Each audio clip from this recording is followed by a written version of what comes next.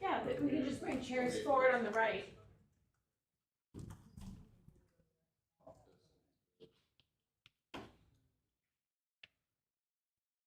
We can adjust as needed. If anybody wants to sit, there's still seats up in the front. And anybody wants to move up, can. And then also we can widen these rows if we need to. Let's do that. That's, we're not in the middle of liturgy, we're not moving chairs around here.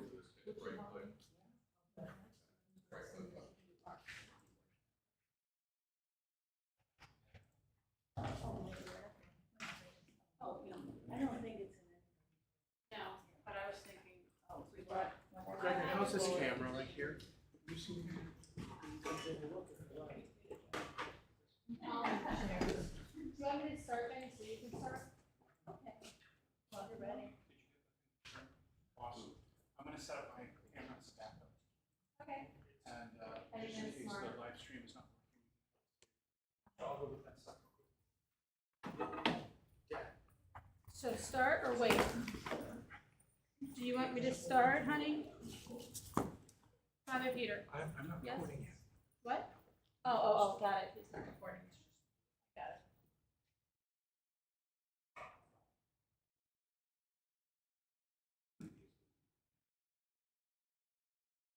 They're setting up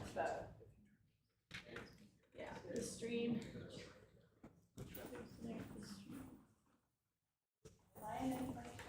Not in the least. I'm just moving stuff so that we can bring people up here if they want to. Like I can't see anything. You just let me know when, you guys.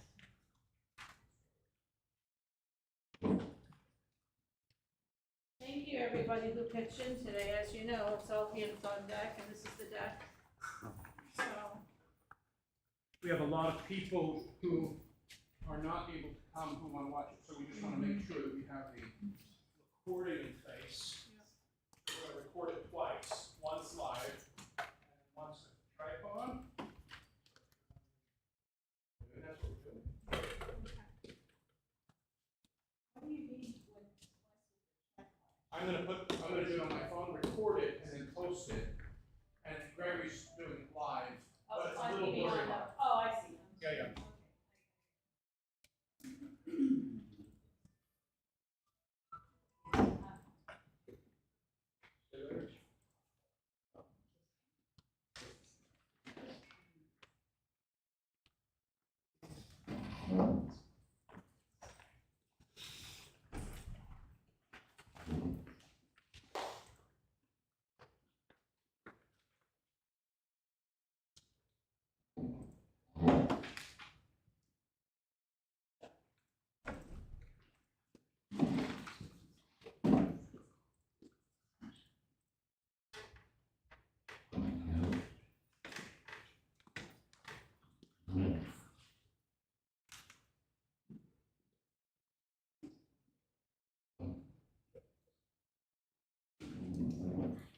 Okay.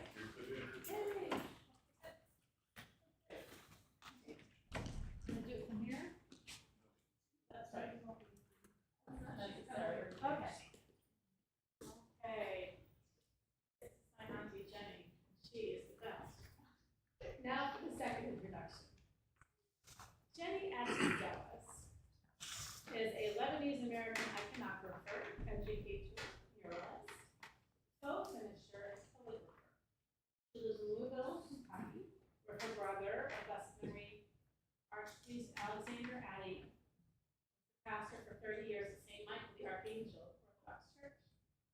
He then served the last few years of his life as Dean of St. Tikhon's Orthodox Seminary. And that's where he's interned. Jenny has devoted her life to using her talents and skills in service to the Orthodox Church. Her goal as an iconographer is to help people understand the difference between iconography and fine art. She shares what she learned from her years of study under Master Iconographer Senia Pokrovsky of blessed memory. Understanding the difference between icons and fine art is vital for every Orthodox Christian. Jenny helps that by learning more about our holy icons, their mystery and beauty can be revealed to each believer in a more meaningful way. It will enhance our connection to the cloud of witnesses we see in our churches and homes. I'm honored to be here. I've known Lydia Christina since she was a little girl. I went to the same church in New Jersey, and I love her family, her parents, and just it's an honor to be here. Anyway, I majored in art ed at Penn State, and I used to sit in church and criticize the icons because I was learning perspective, I was learning fabric, molds, and everything. And everything in the icon is not the same as realistic art. Icons aren't the decoration in your home or value. People buy them as an investment. They are a tool for worship and prayer, and they are a window to heaven. This icon is one of my favorites. It's in St. Catherine's Monastery in Sinai. Later on, I'll talk about iconoclasm. This icon was done before that because all the icons in St. Catherine were safe. They weren't being destroyed during the period of iconoclasm. I'll explain that later. It took over 300 years for Christianity to be legal after the crucifixion of Christ. So the Christians who believed in Christ and passed it down to their generations, they used to have graffiti in the catacombs, which are burial sites under the city. And they would have frescoes and graffiti, and all these symbols were used to show that they were Christian, but the Romans and the Jews didn't recognize them. If they did, they would have been, they would have been punished and murdered. But all these symbols, which we still use today, the fish is a symbol of Christ, and the anchor, and this is a fresco in the catacombs, and it's the Good Shepherd. Things like this, the Christians would see that and know what it was, but other people didn't. Here's the Good Shepherd. It's in the 3rd century in the Roman catacombs. These were burial sites where families would bury the dead, and they would have, frescoes and graffiti to show the Christian the faith. And also, this is one of the earliest images of Christ on the ceiling. This is the Virgin Arans, and that means when her hands are wide open like that, she's praying. That's what that means.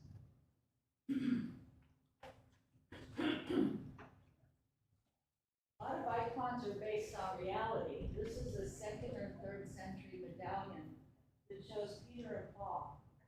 And so we know that these images were done from life at one point.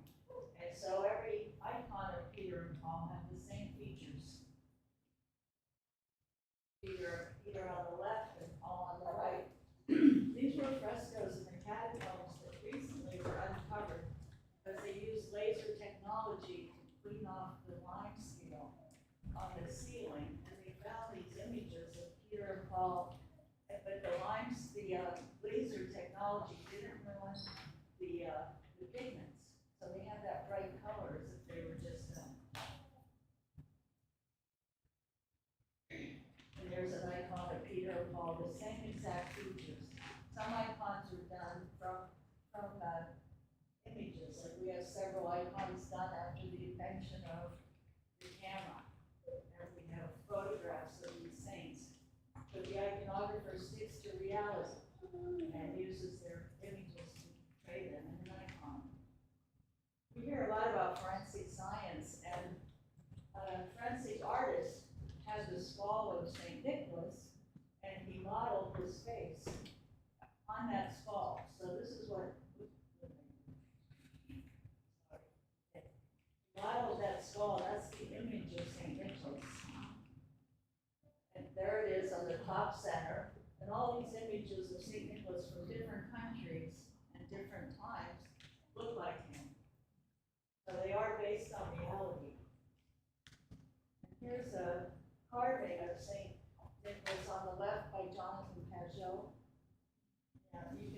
him up on Google. He's very famous right now. He does icon carvings.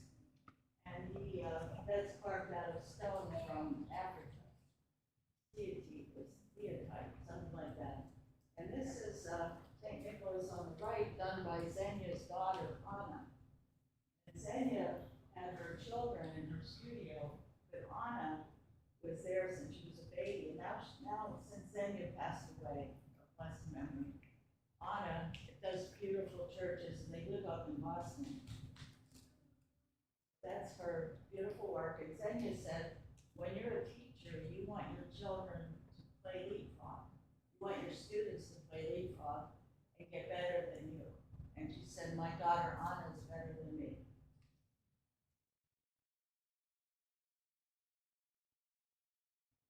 Icons were actually inspired by the fighting portraits in Egypt.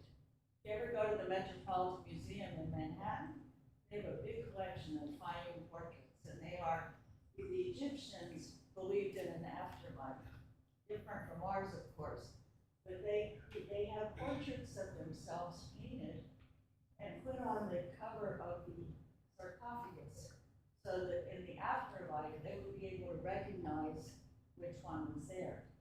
Scientists x-rayed those mummies in those sarcophagus, and the body was much older than the face. They actually portrayed their younger look. Here's some more. You can see the comparison between them and icons because of the gold leaf and the frontal view and the big eyes. And these are fighting portraits from Egypt. That's how they're attached to the sarcophagus. These are two icons at St. Catherine's, and they were done in the 6th century, before iconoclasm. And so you'll see later that they don't, like the gospel that Christ is holding, it gets smaller in the background. In modern iconography after this, the gospel gets wider. I'll explain that later. There's St. Peter, again, same features as the original. There's the Emperor Constantine, whose mother, Helena, found the location of the Holy Cross. And he made Christianity legal. And the name, he established the Byzantine Empire, and it was called Constantinople, which was named after him. But his mother found the Holy Cross, and also the night before a battle, he dreamt of a cross in the sky. And he told all of his soldiers to paint a cross on their shields, and he won the battle. And so he was in charge, he was the head of the Byzantine Empire, which was huge. You see that green area? That was the Byzantine Empire at the time. And Christianity finally was legal. I think it was 313 AD. And then this is the massive cathedral they built. I have no idea how, because the dome is 180 feet wide. And now it's a mosque. It became a museum, and then it's a mosque again. But this was the original Orthodox Church, which was massive. I'll show you pictures that will demonstrate that. But, you know, with God, everything is possible. I just hope that someday it'll come back to us. And with God and the help of Photoshop, Here you go. it looks much better, right? That's all. There's the inside. Look at the people on the floor area. Look how small they are. You see the massive size of this. Hard to believe they could build this without power equipment. It's really unbelievable. And there's St. Constantine with his mother Helena. And that's my middle name, Helen. So she's my saint.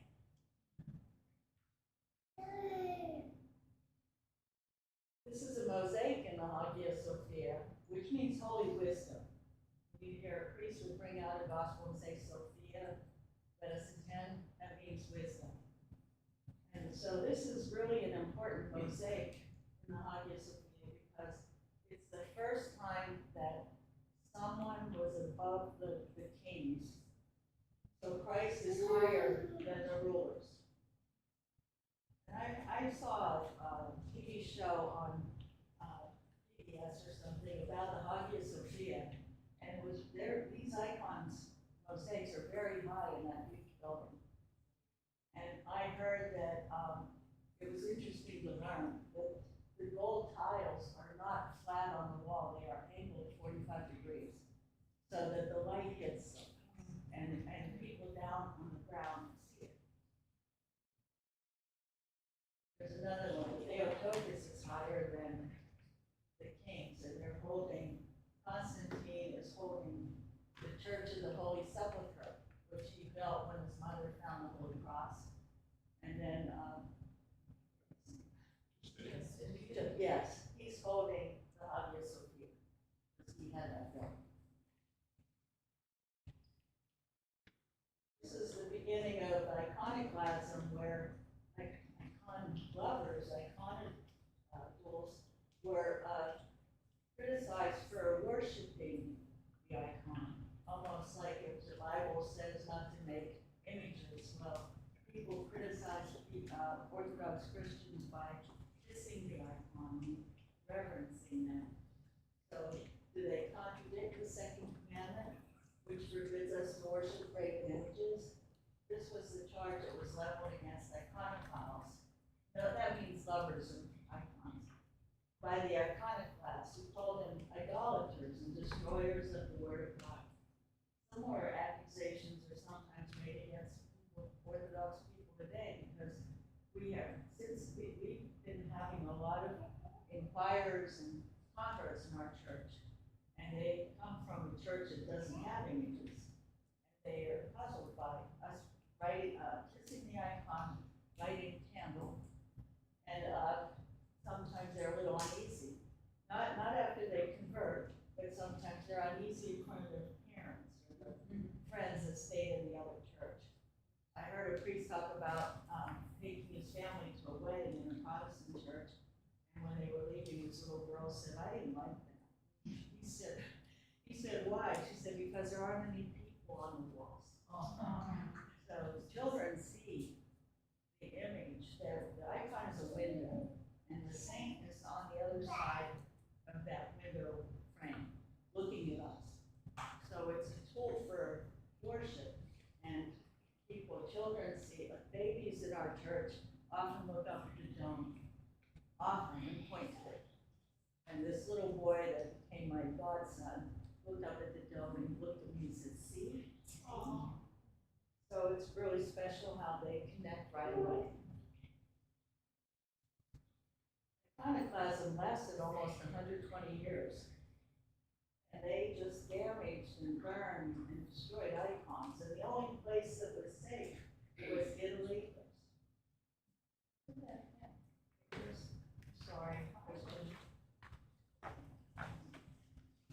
don't even know what I touched to do that. I need tech support.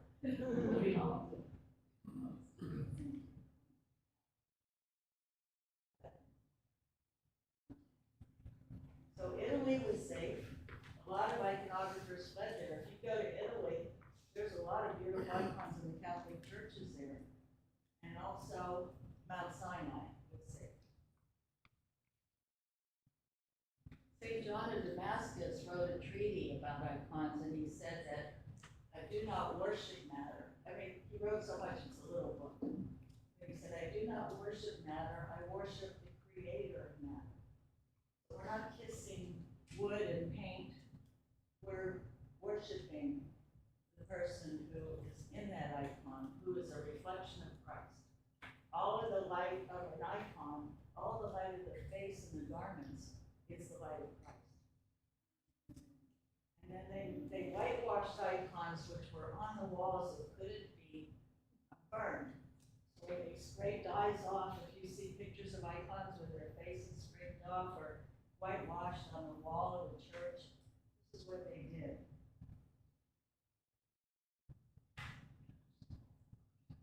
This icon represents the Sunday Orthodoxy. Because when icons were allowed back in the church, people processed with icons, and we celebrate their icons and they have a procession. In order to be an icon, it has to meet 3 criteria. It has to be theologically correct. Iconographers can't make up anything. Copy prototypes. My teacher loved 14th and 15th century Russia. And so we copied those, traced them. And then took the tracing and transferred it to a board with carbon paper or pencil, what's that called? Graphite paper. And actually traced the icon before we painted it. And that's what we have. It has to be theologically correct because, and that's why some people say icons are written. And other people say icons are painted. They're both right. But written means it has to tell the theologically correct story. They were originally used to teach illiterate people, which most people were centuries ago. So they'd go to church and they would see stories from the Bible and icons of saints, and that's what they were originally done for, but they have to be correct. It has to be nice to look at, aesthetically pleasing. It has to be written with the grammar of icons, and I'll explain some of that later, the language that they developed. This is a perfect example. These were done by my teacher, Saints Orthodox Church, and this is very a good example of the grammar of icons, because these are the only ones where the name of the icon is written in Greek. And when you see that little scroll above the 2 letters, it looks like M-P-O-V. That means Mater Deo, Mother of God.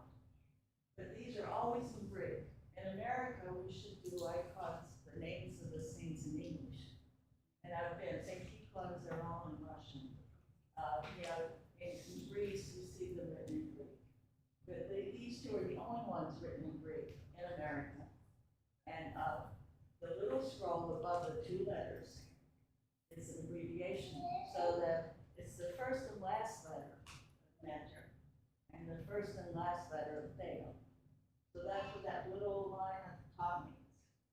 And Christ is IC-XC, and that's Jesus Christos. And that's the symbol, also the word for fish, which is considered almost like communion. When you think of the story of the 5 loaves and the 2 fishes, the fish allow themselves to be eaten. It's almost like comparison to communion. And then in Christ's halo, no matter how old he is, baby or an adult, there's a cross in his halo. And the Greek letters that look like a W-O-N, with their Greek letters, and it means I am. And that's in every icon of Christ, and nobody else has a cross in their halo. There was a man that came to our church with an old antique coin from the Byzantine region, and it had, all that was left on it was the halo and the little cross. So we knew the image of Christ was on that coin, even though it was all rubbed off. Also, the colors, the garments, Theotokos has red, which is the earthly color. She was born on earth, but she gave birth to God, so her inner garment is blue. And then Christ has the opposite. He was from heaven, and also it's just a heavenly and a red inner garment means he was born on earth. So it's that combination of heaven and earth that we have in icons. When I was in high school learning perspective drawing, this is 1-point perspective because the railroad tracks meet at a point in the distance on the horizon. So that's 1-point perspective. This is 2-point perspective where the sides of a building go down and there's 2 points on the horizon. So the center is the tallest and the lines go down to the points. On the bottom part of this is inverse perspective, which is used in icons, showing that it's showing a greater world, and the icon, the perspective point is right here with the viewer. You see how everything is stretched out and strange, bigger in the back than in the front. It's a great the architecture. See, the tops of the roofs are smaller than the one closest to us. Everything is wider. Everything is more important and greater in heaven. The red cloth on the buildings means that the event in the icon happened indoors. So when you see that red cloth draped on the buildings, that's what that means. There's an example right there. And this is the Annunciation when Gabriel landed, and the action of him landing was evident in one wing up, and he just landed on the footstool and startled Theotokos. She was weaving the curtain for the temple, and some icons show her dropping the spool of yarn. And she's startled by his approach. So this is simultaneous narration. He announced to her that she's pregnant with the Son of God. She accepts. All of this was one icon. This is a very famous, beautiful icon, 12th century Constantinople. And I just want to point out the roundness of her head. If this was a portrait, her head would look more egg-shaped. But in iconography, the inverse perspective, which makes everything wider, includes the head and the body. So her head is almost a perfect circle, and I did do something. So we use something called a halo maker. Everybody see that? It's just concentric circles. And we put that, we center the head, we center this on the head, and we figure out how wide the halo will be. And that center point is the compass point. That's what we call that. I should have brought a white one instead of clear one. Did you see that? Yeah. Okay. Because the head is a circle, not an oval. And so this works for figuring out where the halo goes and where to put the compass point. I use it, but it doesn't work. Anyway. Icons of saints that are done after the invention of the camera. It's very important to see. If you overlay that icon to the space, the features are respected and kept in the icon itself. But this is different because this is what icons don't have. They don't have shadows. And you can see the shadow on the side of his face. But he has the same features. And all the light is coming from his face, which causes the concentric halo around his head. In Western art, sometimes halos are shown as a little disc hovering over the sink. And that means that this light, his halo, comes from heaven. This halo shows the light coming from him. And his garments are lit up. And you can see the shadows there, and then no shadows here. And here's another one. This is in our chapel, St. Raphael, Brooklyn. He established, I think, 30 churches in America. One of them is St. Nicholas Cathedral in Brooklyn. And that's where my son got married. And this is in our chapel. And notice the features are respected and maintained. This is St. John Maximovich. And our iconographer, Vladimir Krasovsky, my brother hired in 1985. He just came a few weeks ago to install more icons in the chapel. And they're all donated in memory of my brother. Eventually, the whole chapel is going to be covered. This installation 2 weeks ago was the altar area. And he covered the whole ceiling. One side is the entry to Jerusalem, and the other side is the raising of Lazarus. It covers the whole ceiling over the altar. It's a beautiful work. He did that one. And his body is in San Francisco, the Cathedral, Joy of All Who Sorrow. Beautiful wooden shrine when you walk into the church on the right, and his body's in a coffin with a glass lid. And when priests are buried, a cloth is put over their face. But his hands are crossed, you can see those. And his little feet with velvet slippers are in the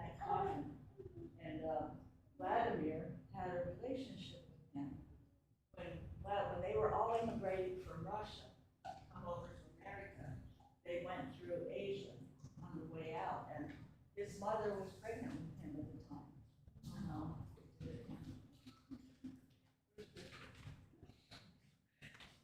I'm sorry. Yeah.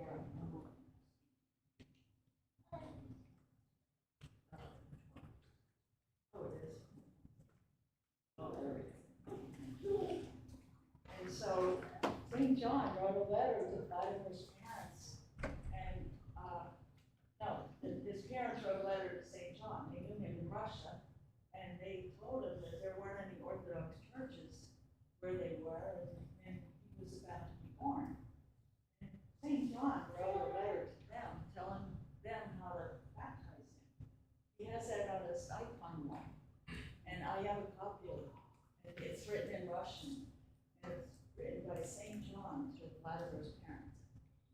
So when they all moved to San Francisco, Vladimir went to confession to him once.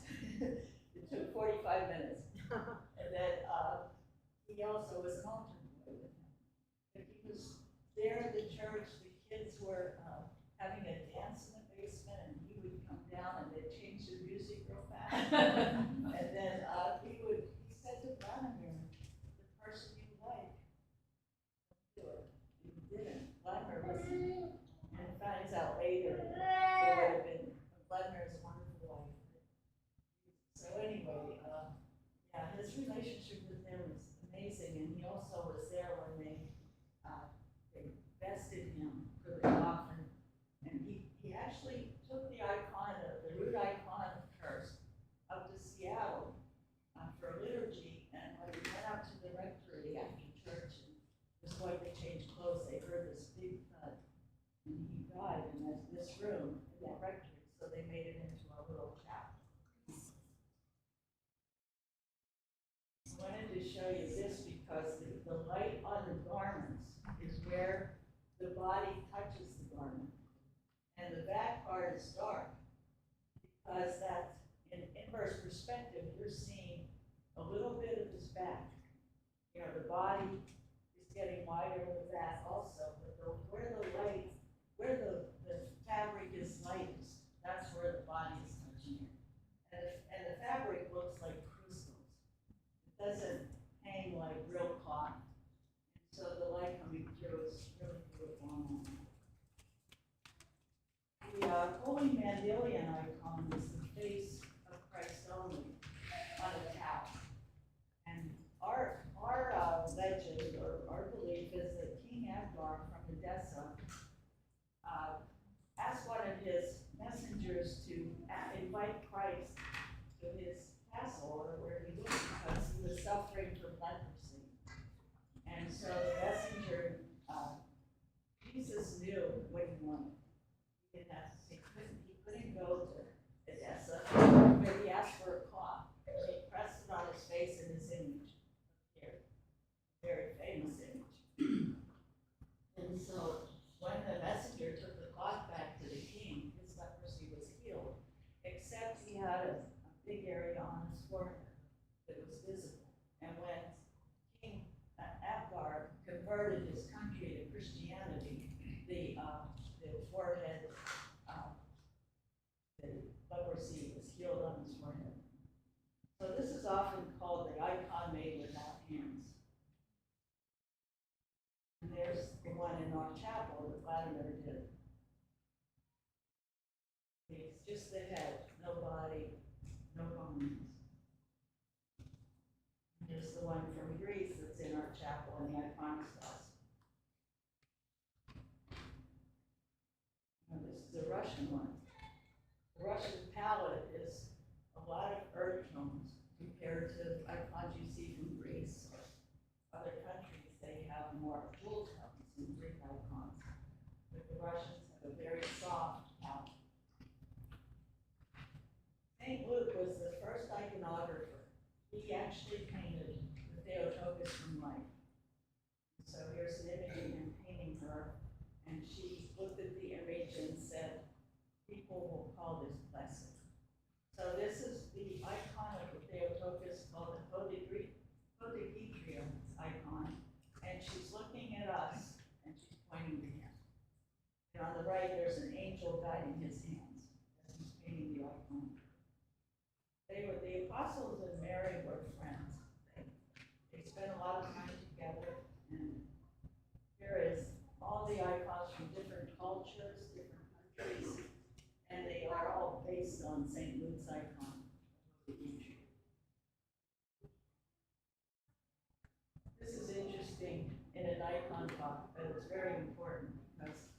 Torah scribe is doing the Torah in Liturgy. But when you look at that page, you see all these blank spots. That's where the word God goes. There was no word to describe God, so they left it blank. The same way, we're not supposed to paint icons of God the Father, although you see him everywhere. It's not that you look at that and criticize it. My iconography teacher, Mari, he worked under Zenian, he said God created man, so with man's neurosis, he wanted to return the favor. And that, you go to many monasteries, you'll see God the Father, but he's not a white-haired man sitting on a throne. This is just something that people need to express. This is the Holy Spirit in our church, Vladimir did. And that blue area is called the mandorla, and the rays coming from it means it's like from heaven, the Holy Spirit. In Exodus, God tells how to make the Ark of the Covenant, with two seraphs on the cover, but the details in that passage in Exodus are very detailed. It really talks about creating angels. And when people question icons, like no one ever saw God, so why is there an icon of God? There are so many stories of angels coming in contact with people. So people have seen it, angels, and God tells how to make the ark with two angels on the top. This is an icon of the baptism, and it's the Holy Trinity. It's the Holy Spirit coming from heaven, and the mandorla, the rays. Anytime you see a blue area with rays coming out of it, that's a little piece of heaven. So the icon shows the earthly things and the heavenly things. It's like two realities. Like Christ is 100% human, 100% divine. Icons show the two realities in there. So you have the mandorla at the top with the Holy Spirit in it, and Jesus. So it's God the Father, Son, and the Holy Spirit.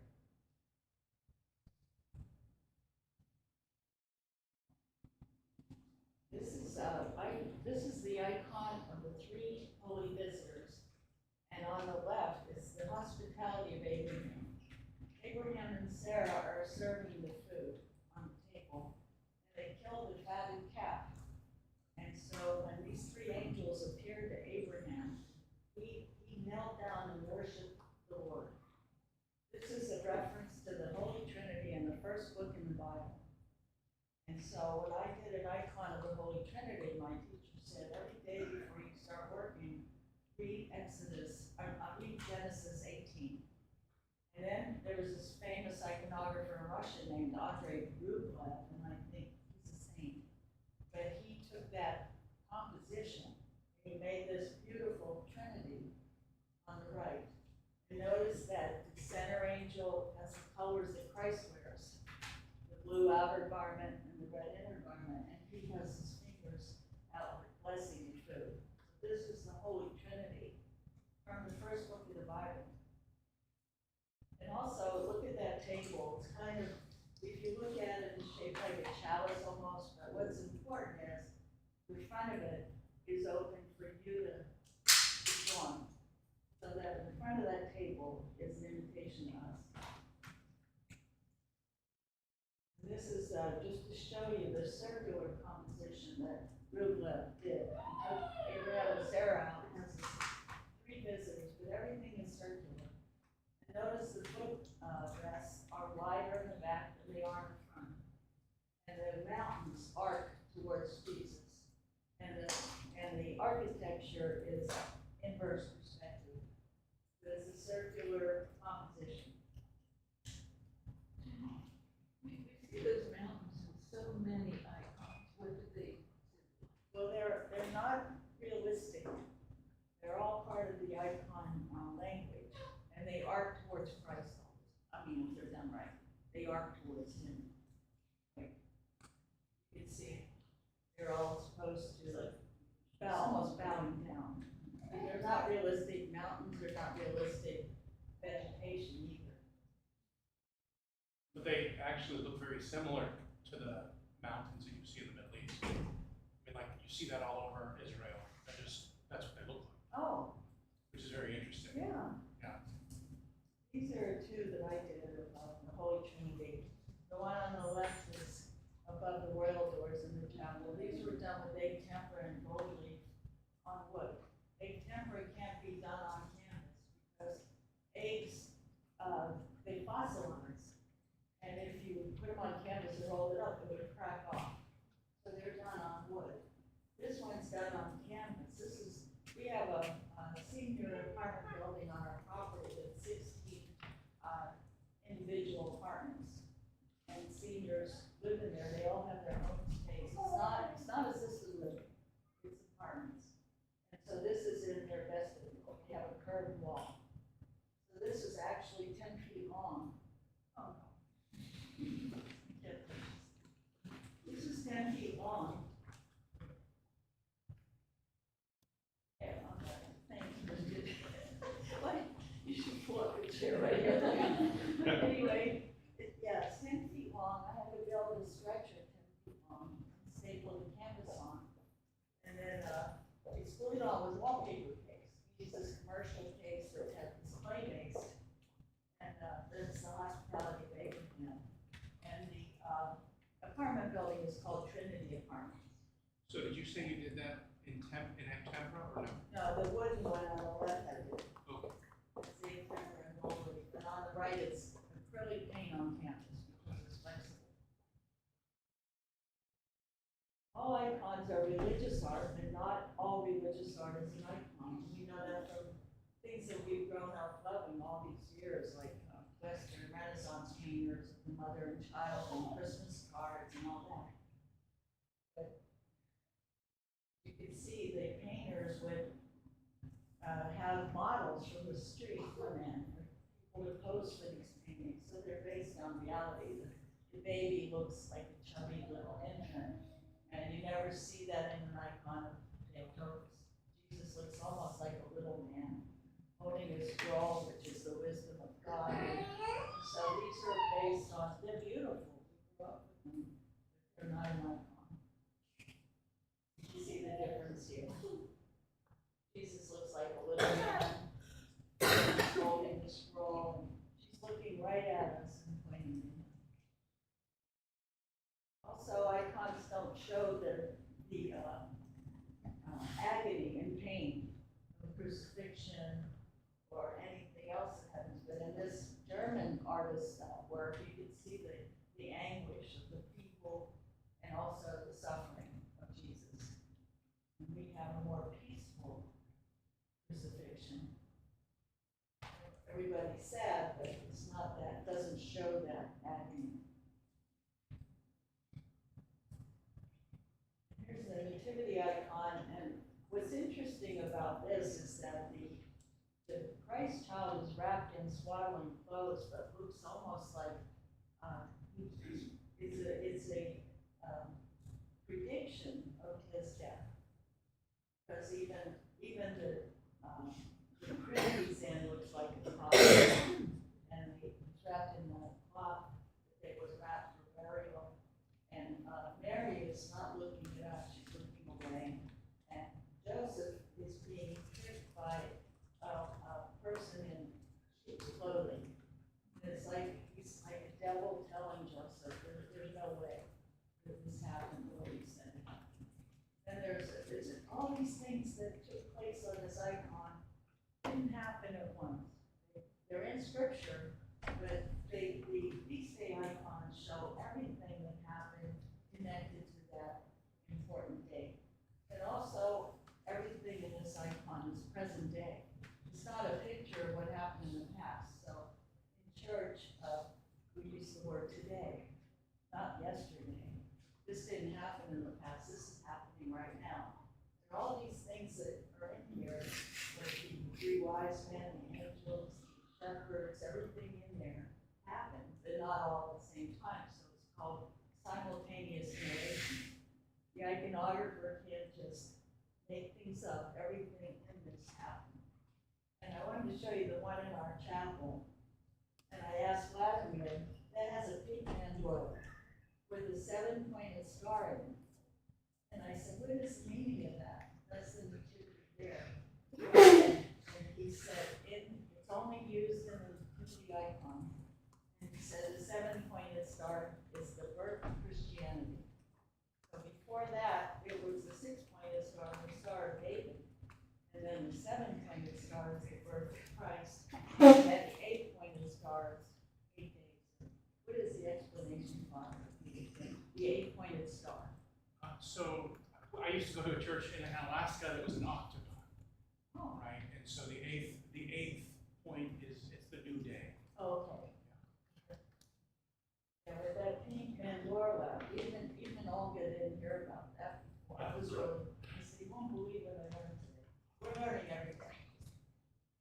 This is our church, and I'm in the choir loft. We have choir practice at night, sometimes before a big feast day.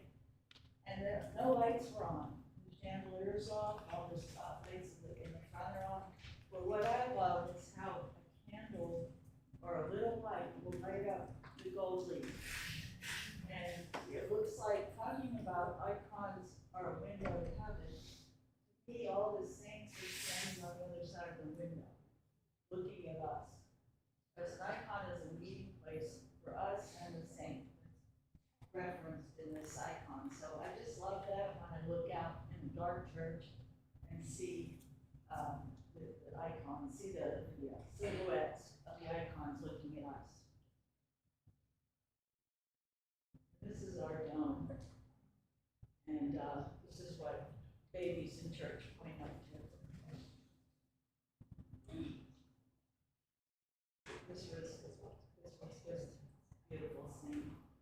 When they took out the stained glass windows to repair them when they renovated recently, but the light being in is so special. Sometimes we have a liturgy where it's almost like a spotlight on the icon of that feast day. And one of my friends inquired, and I said, look at that icon lit up. It's the feast day that we're celebrating. This is the dome in our chapel. Glad he did that. I helped him with all the installations. In fact, he put his calligraphy is beautiful too. And he put one coat on that you could see through. See the red coming through that yellow paint. And then he says, oh my gosh, I have to catch a plane. And I said, okay, I'll finish it. So I did the second coat on all 11.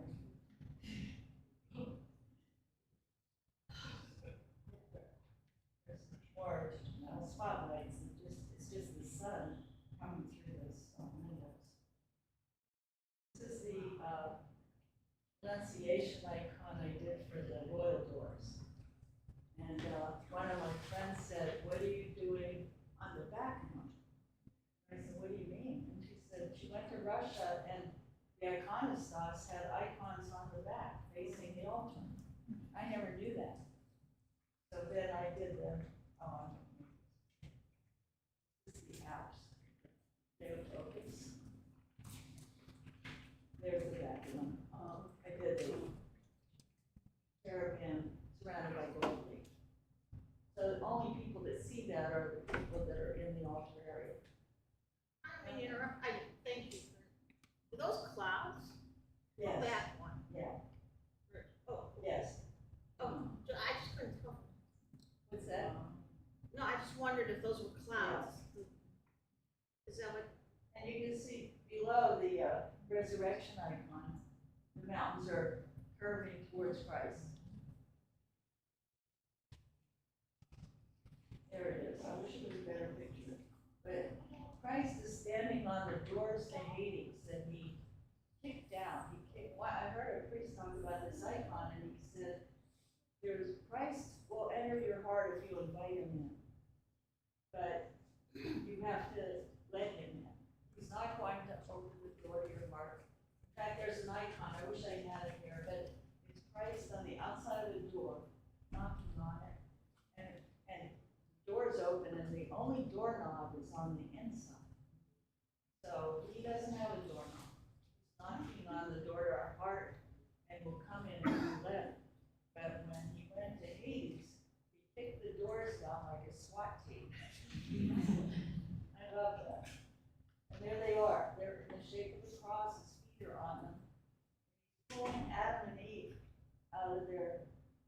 tombs. He's pulling them by their wrists. They're not helping themselves. He has them by their wrist and he's pulling them up.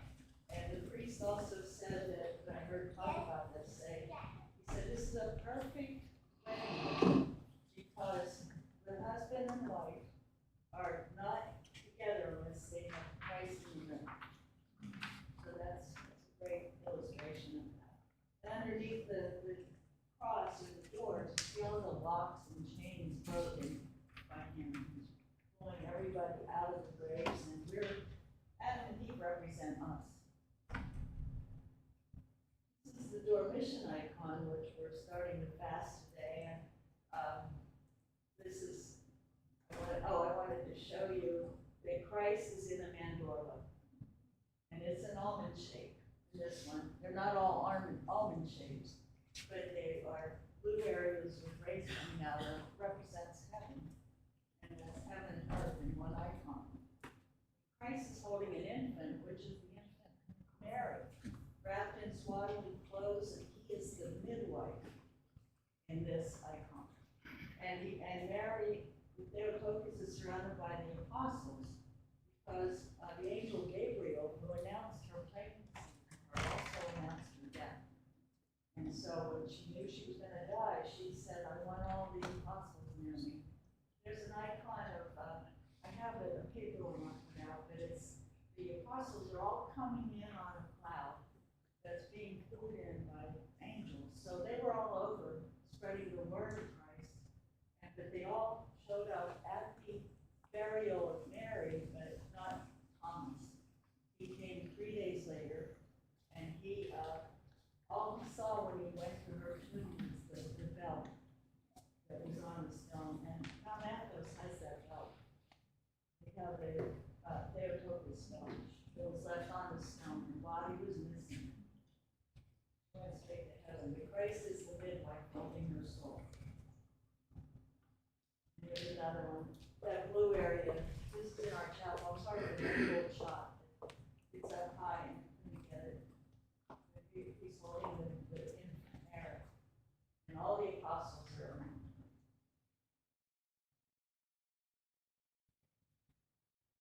Okay, this is for the next. Did you want me to continue?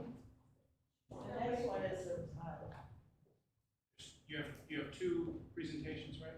yeah, this is about creating an icon. Great. So let's take a coffee break Okay. and an oxygen break. Any questions?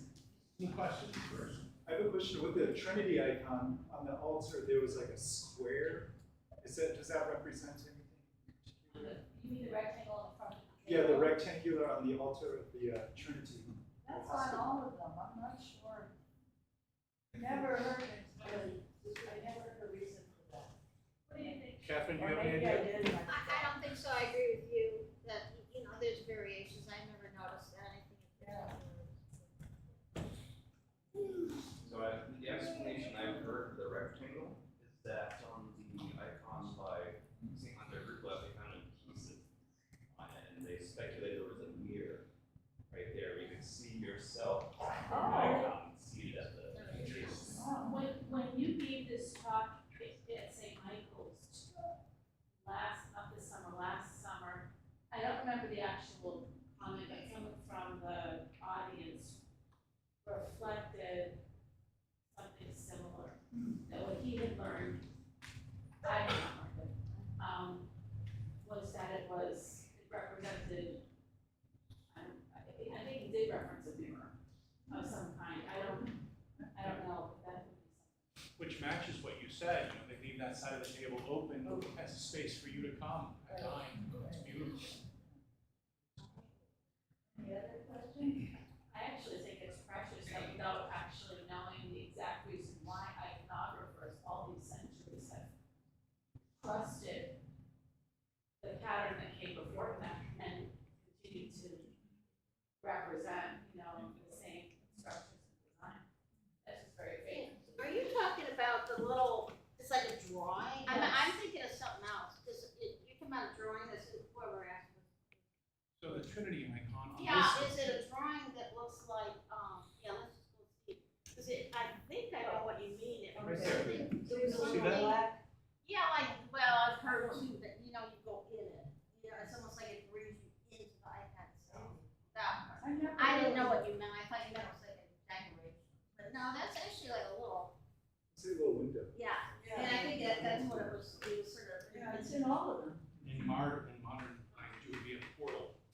Yeah, there you go.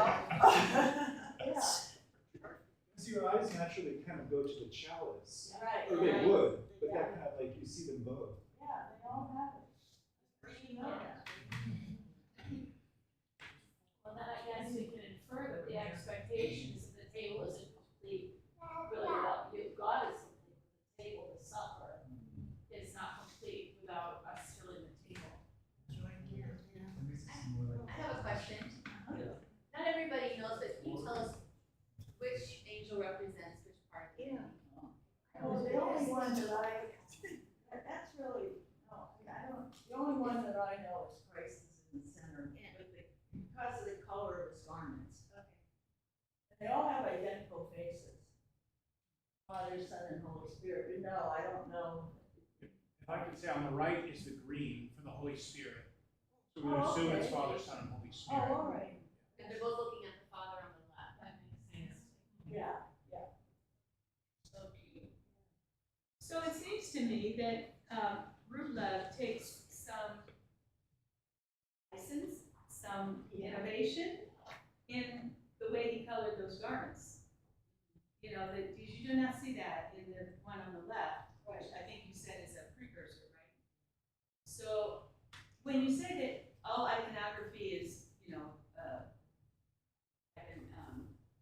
copy in a sense, there is room for imagination, for, and I don't want to, not just like any old thing, but, with the inspiration of the Holy Spirit, it's possible for an iconographer to reinterpret, a given scene and, or saint and add something. Yeah, the iconographer George Cordes, I don't know if you've ever heard of him, he did a church in Indianapolis. Yeah, he did the Greek and the Antiochian Yeah, churches. he has very different faces and, yes, I mean, that's his style. So an advanced iconographer can create an icon using the effects around it, changing the style. Here's another question. Okay. So if iconographers copy from other icons, should you always have a reference, be looking at a reference while you're making them? Yeah, we all do that. My teacher loved the 14th and 15th century Russian icons. There's some beautiful ones there.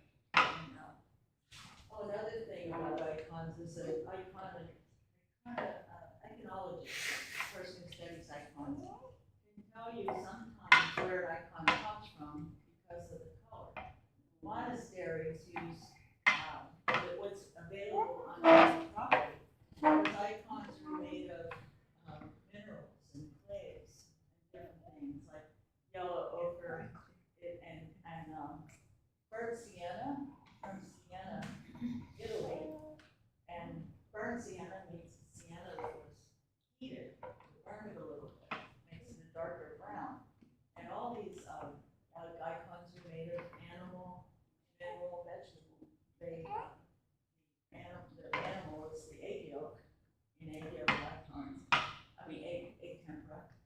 And the minerals are the clays and actually rocks. My teacher used to grind rocks on glass, like with a muller on a piece of glass. It was awful. It sounds like nails on a chalkboard.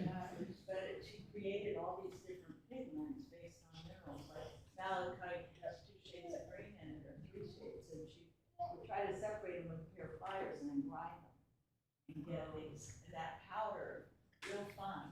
You just use the muller until the noise stops. And then that powder is so fine that it's used as pigment added to egg yolk. Egg yolk is the medium. Like in oil paints, oil and pigments are oil paints, and then acrylic is a water base mixed with pigments.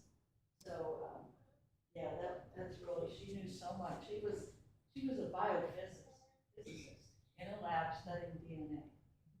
And she wasn't happy with that, and her priest told her she was going to be an iconographer, almost like a clairvoyant kind of priest that knew her future. And that's what happened. She was brilliant. Yes? Why is there a horse? I was just trying to remember that. horse and the Person front riding of a the horse. icon. On the left. Yeah, I'm not sure what that is, I forgot. Is that the fatted calf they're killing? No, the fatted calf's head is in the in the bowl. That's Oh, what I was So you can see the head. These aren't that clear.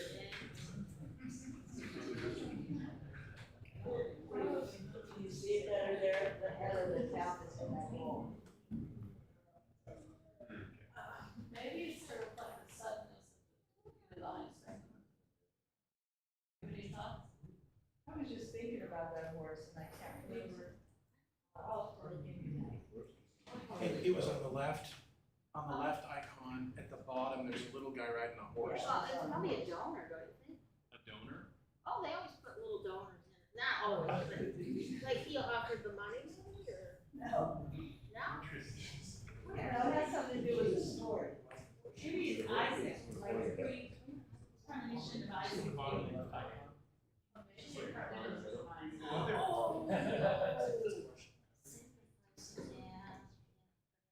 I'm sorry, that's a great question, but. No, that's definitely not the donor. I see it now. I'm so glad you did. Yes. The slaughtering of the, yeah. So it's not in every icon, it's when some. The angels even told Sarah that she was gonna have a child and she laughed. Yeah, because she was older. Oh, good. Oops. So if that is related to the sacrifice of Isaac, would that be an example of the Yeah. simultaneous Good point. narration term you were using, Yeah. and it's in the icon? Yeah. That makes sense. Any other questions? In the more modern saints that we have photographs of, why, I mean,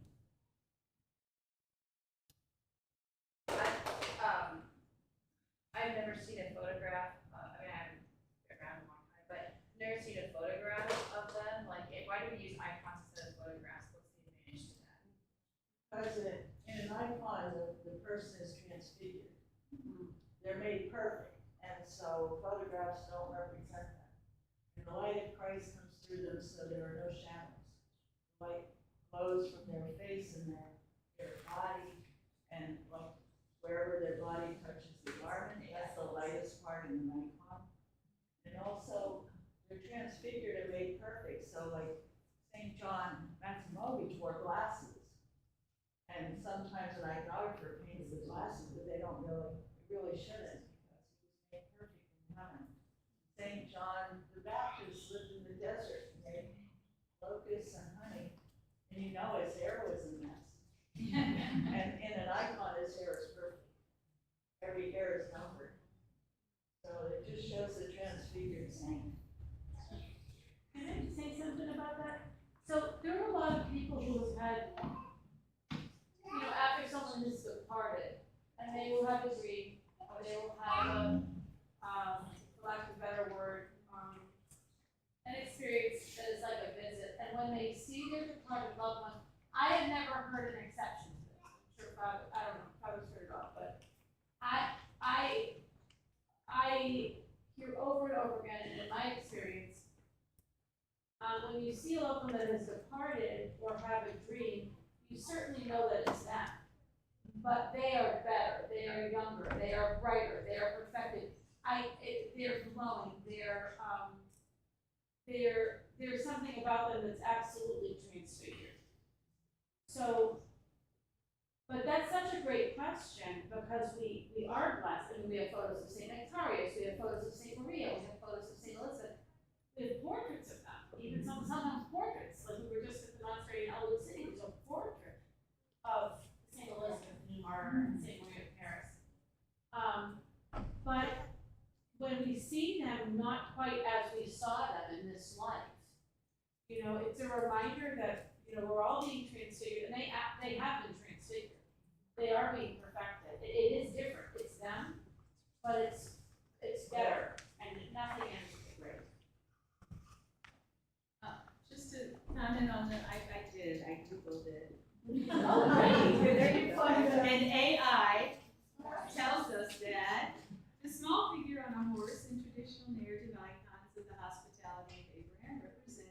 the servant or young boy whom Abraham ordered to run and prepare the fatted cow for their heavenly gifts. Thank you. Now, take that with a big grain of salt. Ask it what What the box is, okay. I have a theory on that. I think because with every church you go into, there's a symbol on the altar. Which is, that symbol focuses us to look into heaven. And I think that's what that is, because that's the altar. And so that's a symbol of a window into heaven.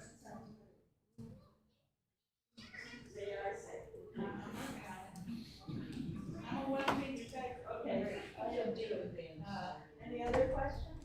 Okay, here we go. The small rectangular box or opening on the front of the table represents a reliquary casket. Ooh, that's what all And symbolizes the cosmos or an over-imitation. Okay, here's citations in all of the above. The Orthodox Arts Journal is one of the. That's what I was thinking when somebody Dan was talking, because you made our reliquary, I thought that looks like a reliquary for me. That's beautiful. That's amazing. Maria. There was a picture of an icon right around there that has 3 fingers on it, and their garments were beautiful. Yeah. Did that. No, I found this to illustrate the circular, composition. It's been concentric, plus the mountains and the building, everything is in a circle. One thing that's always just kind of impressed upon me is that even though they represent the 3 different persons of the Trinity, there's so much harmony, there's no competition in terms of authority, like they're imperfect, they're depicted as though they're in perfect balance and communion. You know, in terms of features, I think it's special that, you know, you have to think and note their location or maybe their coloring, and then some of the features of the center angel, you know, identify it as representing Christ, but otherwise, they're what's the word? They're co-equal. They're all equal. They're all equal. I loved Elizabeth's point that they're inclining Yeah, towards. Father, yeah. I think it's just absolutely stunning. I That noticed is. that. Yeah, it's beautiful. And the iconographer didn't do the red garment underneath. Eyes has, I don't know, you know. He has that little striking one. Oh, that, yeah. Yeah. And he retained the green on the right. Right, yeah. But even the one that's representing the Father has that slightly inclined, so it's like a mutual submission, you know? There's no competition. Right. So beautiful. Any other questions? When we went from like these catacomb engravings, and then now we have all these icons, they seem to have like a homogenized style. Exactly when did those become like set in stone? It's like this kind of framework that we're working on. After iconoclasm, like the icons in the beginning from St. Catherine do not have that inverse perspective. The gospel Peter's holding is getting smaller in the back. Their heads are not in inverse perspective. Their heads aren't wide and circular. They're more oval like a portrait. And I think after iconoclasm, they invented this language of like the inverse perspective, not only on the buildings, footstools, gospel, bodies and heads. That was part of their language of iconography that they developed after iconoclasm. It's part of the recovery. I hope that answers. Yeah. Any other questions? Thank you Good so place much. to break. Thank you so much.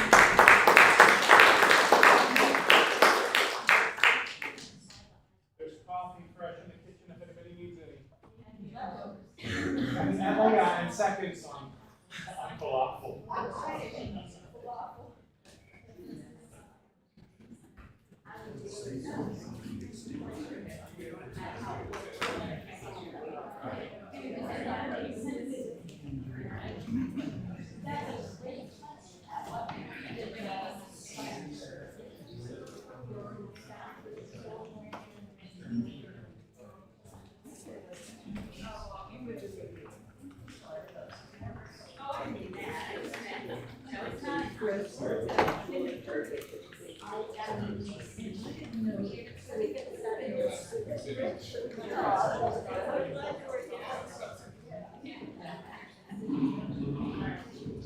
I've heard a lot about it, but I haven't.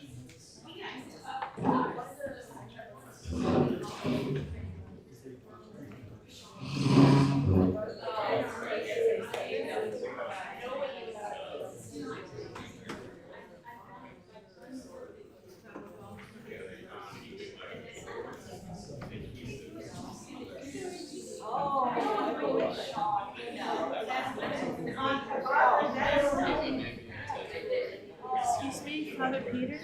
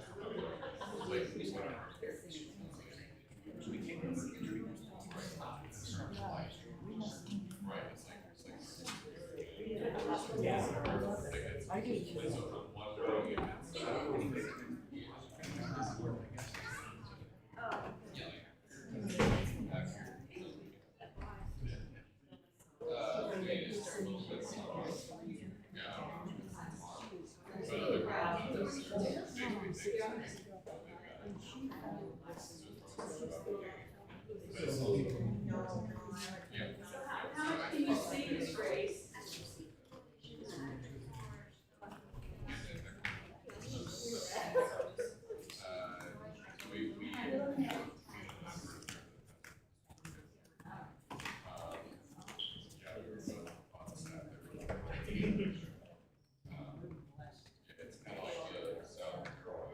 That's got us all looking a lot closer. That was so funny, but. Oh, yeah. Are you acting happy? You're like, Father. Oh, but no, you know what, I'm so accustomed to these icons. But my favorite icons are always where you're context. Oh, you know, where you see something that relates to that same context. Now, I guess this is, that's supposed to be heaven, I don't know, it's a star even, it's you know, but I don't know the point. Heavenly realm. Eight Well, points. there's But that's. Oh, I have to ask We're going question. to, Howard and I are gonna go to Kodiak and we're gonna see God really and the weather thing. We will get a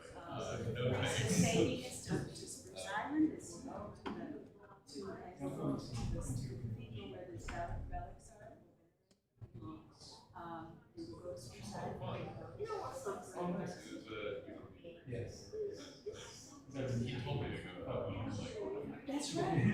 He wasn't priest. Okay, so this is. He was bishop, but these guys were, he was a monk, a humble monk. And, you know, because his love was so great, you know. And, I mean, that to me is, you know, your orphans, my God, you love a person. So. So you go, through half. Oh, I know. And then, Well, and what's interesting, you see yeah, that, it's just north west. it's not really, of the group that came in the boat, and only two of them stayed. One of them was martyred, and the other one's permanent. You know, the other ones have various reasons why they left. You know, I just, the Saints of North America, I mean, that was the name of our church in St. Louis. It's pretty good. Which is unfortunate because now the police is always in the fast. There's Yeah, a second Sunday. Anyway, I love that we had this rice. So, Yeah, he said he's roughly, we had a beautiful iconography in St. Louis. there's what's important for you.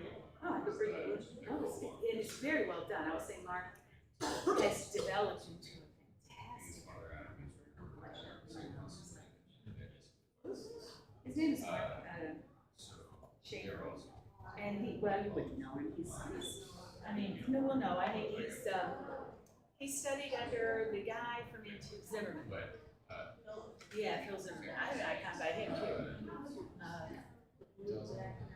It was always that, in my understanding, that greenish, that teal. Where are we at? What are you looking at? Oh, that's Anthony. Is that what it is? And that's the teal, that teal color. He did all those in AV in that color, and that's what my profession like. Although maybe she's very boring. No, I mean, it could be anything else. He shows absolutely no insight into the fact that it was, you know, perpetual. And we do one of these wonderful scenes, you know, kind of that Really landscape. entail the same, you know, we needed to, that's part of it. But when you're talking about multiple, you know, how many of us people do it? Yeah. How many things? Oh, my goodness, yeah. What do they actually do?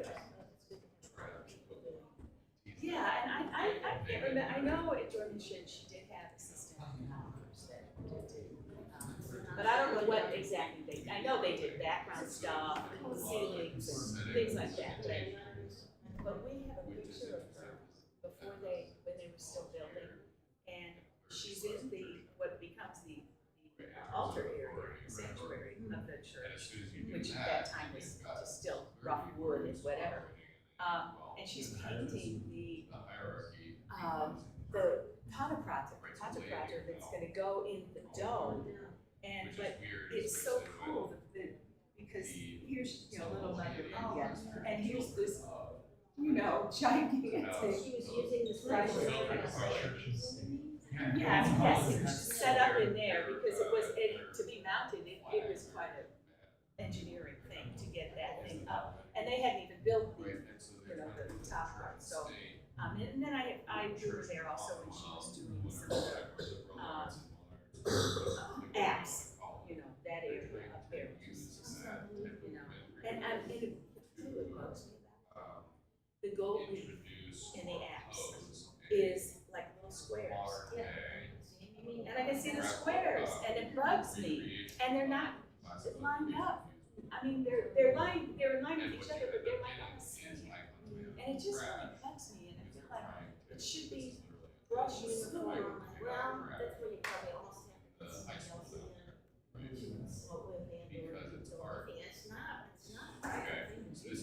Well, you know, I know she had other people doing things, I just don't know what. It's worse because it's human made. Yeah. Bring it up and say that, and then you get an expert. I was doing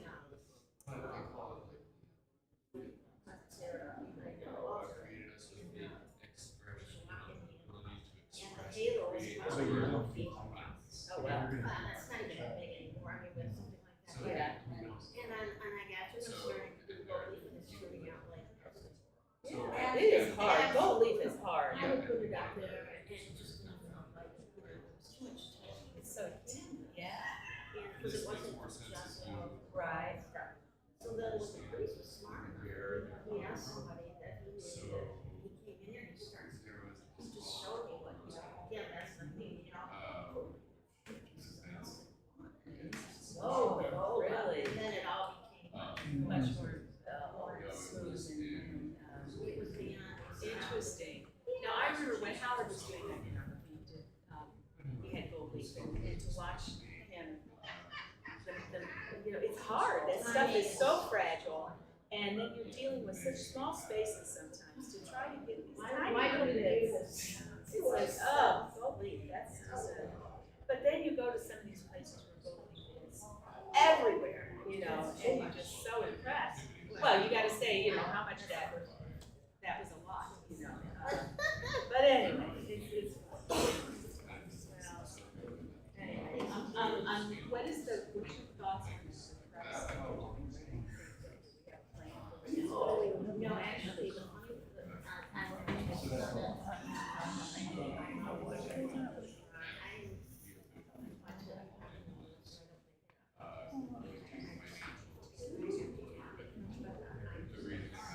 Sure. Oh, yeah.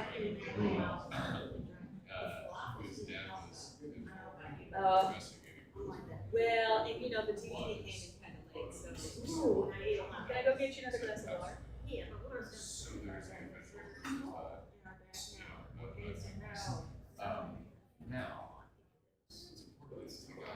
and it's just a, I think it's like a, Yeah. and I'd sit out there, and there's a mug, so basically that was a start. Okay, all right. And then I used the. Yeah. No, I haven't had any. It'll be done and God will place it somewhere. So, you know, and when I lifted up 10 or so, I walked into the class. I'll bet, yeah. It's so hard to move that. If there's any flex at all. It was just, I couldn't even bring that up. I would, you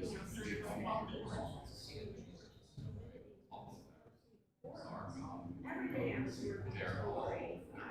Oh. And then, yeah, the humidity just it won't set.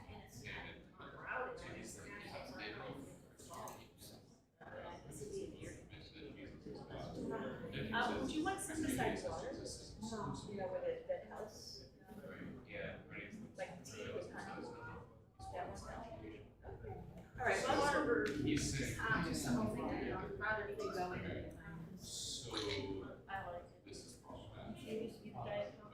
I still am, but now I drink caffeine free. Oh, wow. So there you go. You have to add another chemical. Remove one, take one. You know that wine's good for you the next. It's like people worrying about microplastics. I'm like, you know, this ship has sailed in my life. I probably, if I had a whiskey that I could.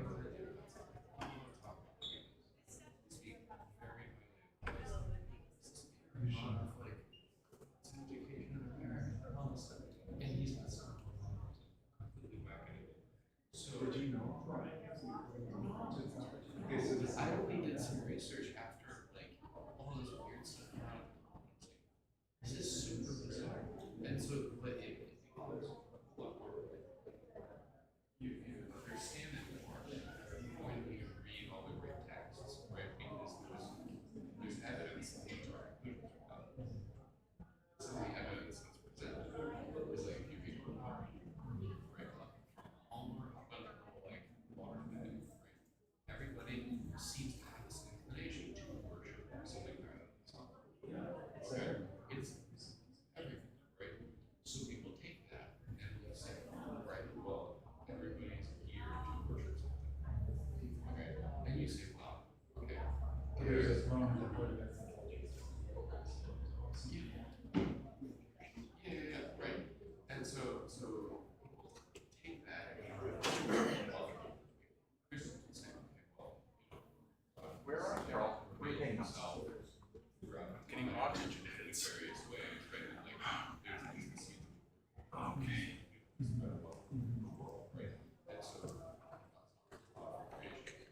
Right? And so, right, like, so he's involved. So, right, right. And so this is like, this is not weird, right? Where it gets weird is when they say, you are, it's rationalism being placing your own rationality at the top is where a lot of these problems come from. Because what you say is, oh, no, no, no.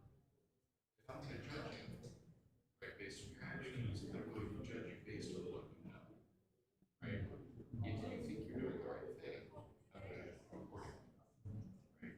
So if some culture fully believes they're doing the right thing, right, then they're going to be judging right. It's kind of the next logical step. So then you say, well, look at the theology and people need to do the right thing, right? They're all going to be judging. And this, like, good judgment comes from It's the same. That's what that I'm it's all this, saying. that it's all That they kind were of the, really Christless in Christ, but that they were ultimately, that's, right, because so, they were seeking. right, That's so a it different seems like, progression. I see it as a progression. Through time. That God did have to do this. right, the problem that you run into is, they put them all on a footing. So, it's a very tricky balance to actually get involved with paintings. What they would say, one of the reasons to see that picture is like states and very clearly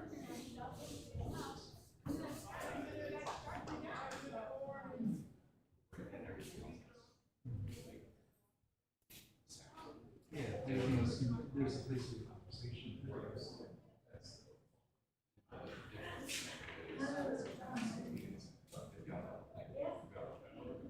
right, but when it actually gets down to it in the classroom, they'll teach stuff like they had a she said she didn't. They'll also teach like finance. Well, no, not just that, that's not the problem.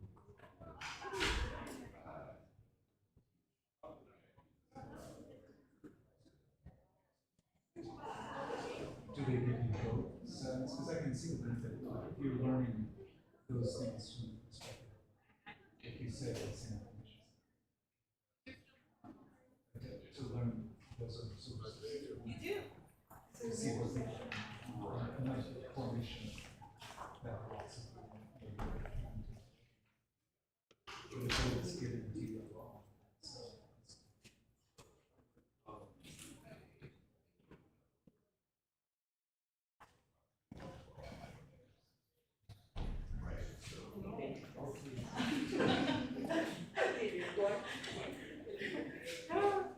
We have, I can't hold it very long, my back is already. Yeah. We don't suffer from it. No? Or I just smile every time the father's going around, saying, so-and-so the child, and so-and-so the child, and so-and-so, and it's like having the baby's long.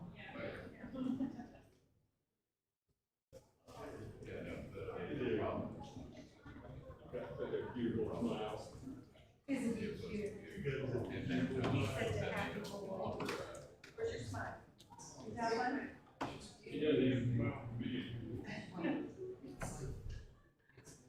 So they did her hair, did they?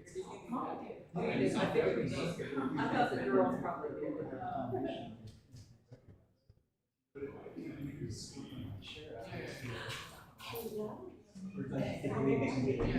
Oh, another face.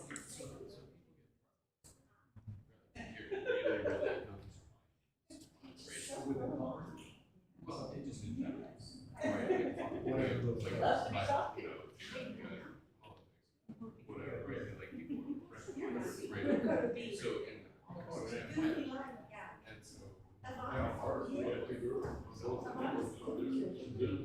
Yeah,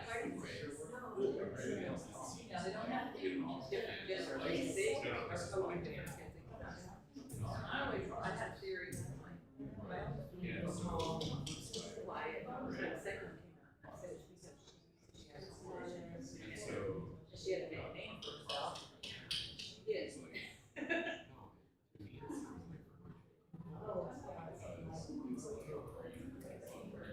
Okay. It happens every so often. And that's So, they're kidding. so he looks at me, he's like, you guys. No. He said he's a.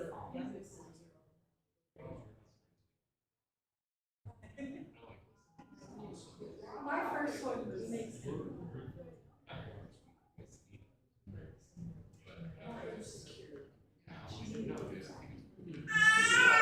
Rachel just.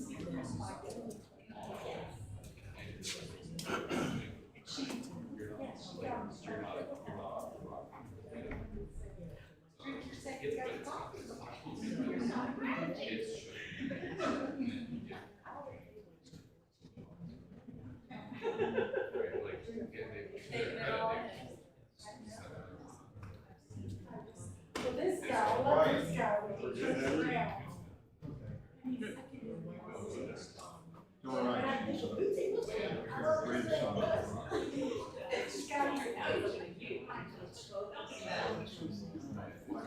right. Hair's coming.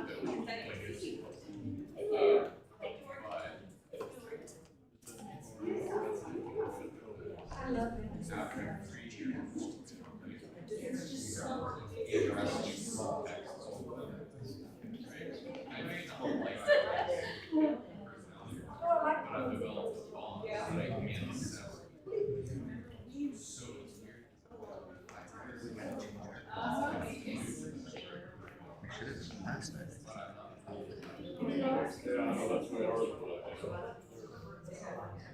2 weeks, it was like every 3 days. Right, yeah.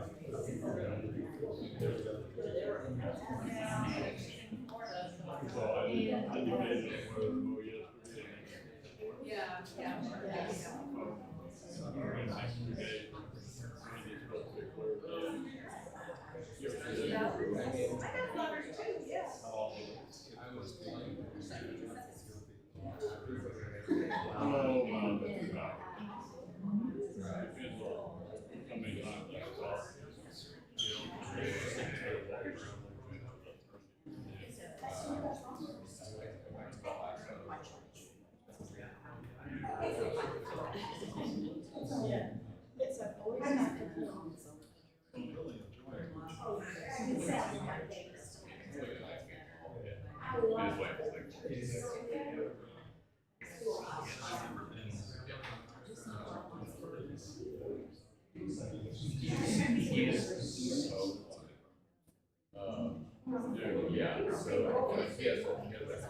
Linda's with us.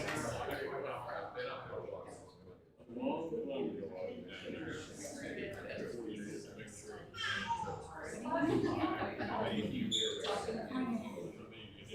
So we fly to Anchorage.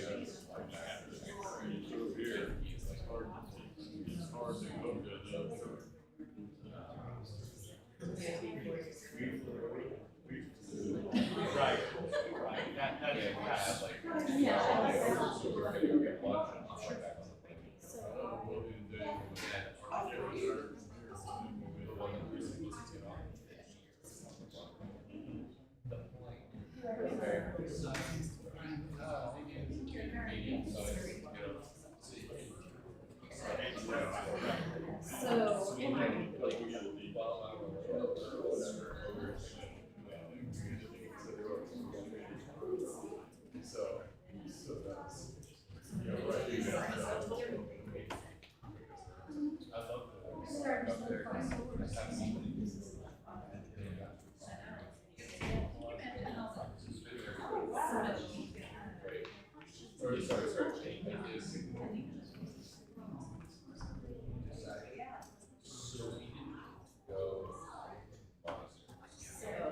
the way this is working, we did. The way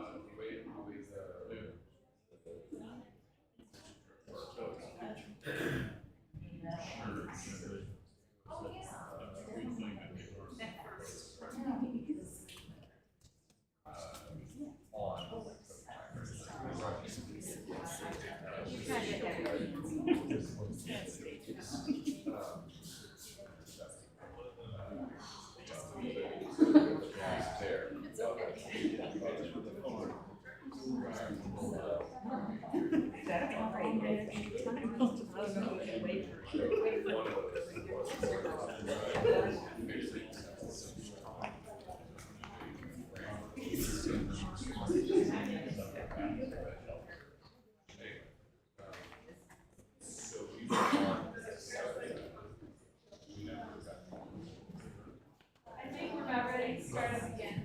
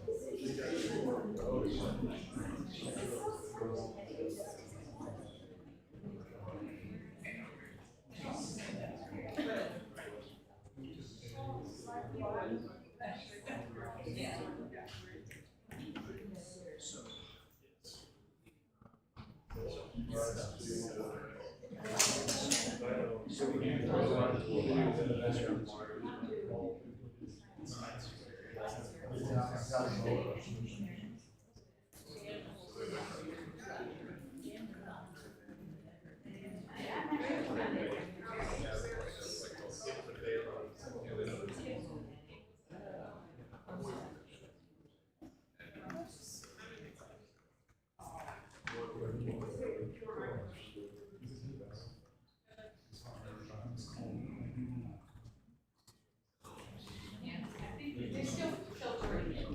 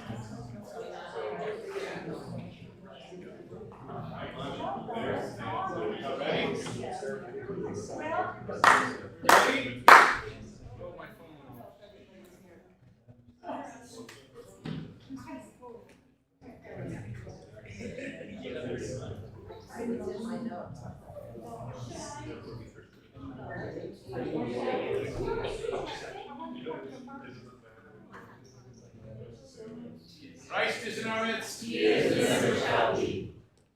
This is a quick show on the process of making an icon. And, everything we do with the 8 tempera icons are, following an ancient recipe. And it's almost like a chem lab, because you have to have the exact measurements of the weight of the materials. So here they're starting to make it. You see that crock pot in the back holding a container with rabbit skin glue and water in it. And it has to be the right temperature or it won't work. The materials have to be the right weight because you're combining rabbit skin glue with powdered chalk and also powdered marble. And if the marble proportion is higher than the chalk, the ink tempera will not soak into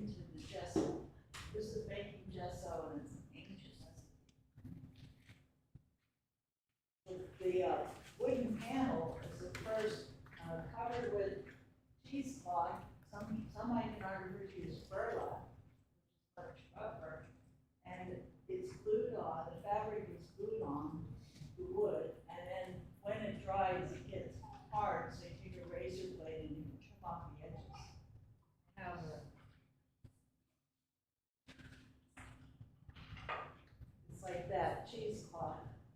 And my teacher was so smart that when somebody brought cheesecloth to class, she lit the edge of it with a match. And if it melted, it was polyester. She was so brilliant.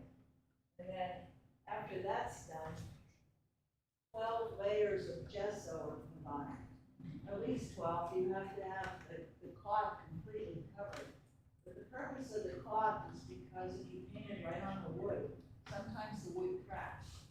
And the cloth being glued on is a bond between the paint and the wood. So when you're done with the gesso, it's as smooth as porcelain. And you don't see the weave of the cloth underneath it. Do you want a chair there to put your stuff on? Would that make it easier? Okay, the gesso looks like, it almost looks, the recipe that Cindy gave us, it's almost like a spackle. It dries like jello. And we put it in a container and use a trough instead of a brush. Some people paint on gesso as liquid. This is much more efficient. And use a trough to put on about 12 coats until the weave is completely covered. You have to let it dry completely in between. Yeah. How long does this process take? A long time. What do you think? Well, it depends. You touch it, and if it's dry, then you put another coat on, usually in the opposite direction.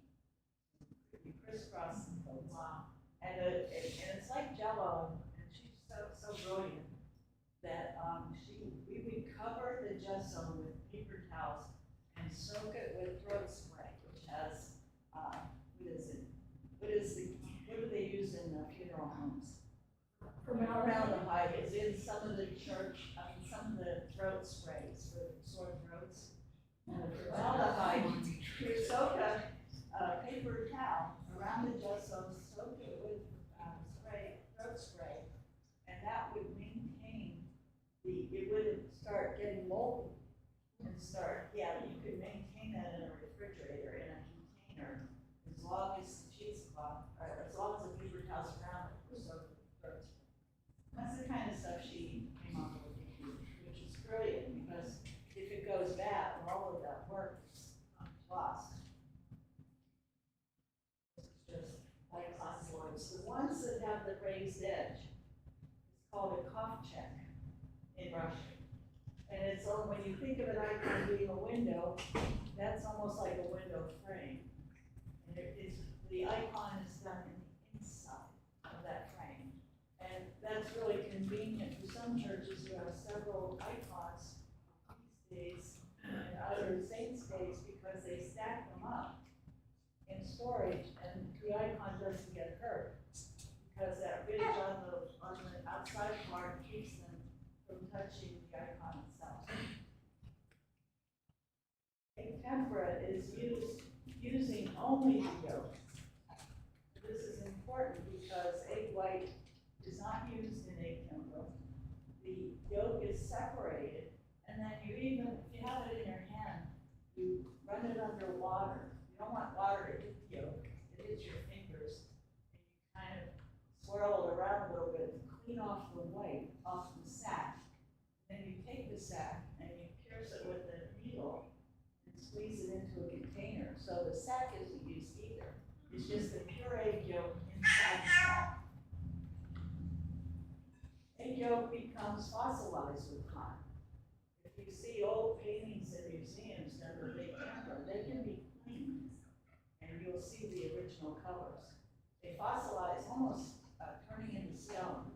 That's why when eggs are thrown at cars or windows, it's really hard to clean off, because they start drying. And that's why you also can't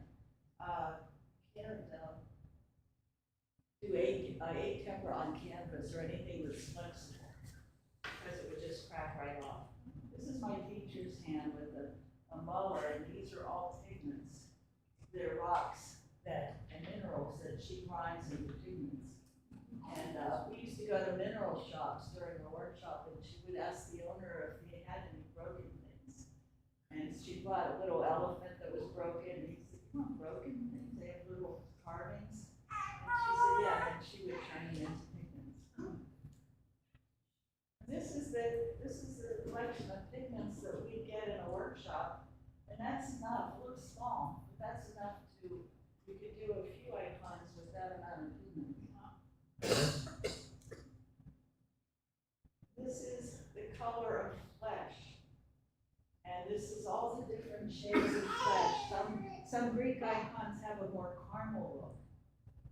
dark side of the face. Some Russian faces are always green, with the highlights on top of it. So this is just using the green, yellow, and red to make the basic flesh color, the darkest color of the face. And then the face is developed with light, which makes sense. Here's different backgrounds of the flesh, and you can see the first light is like a yellow, no green anymore, just the yellow and the red.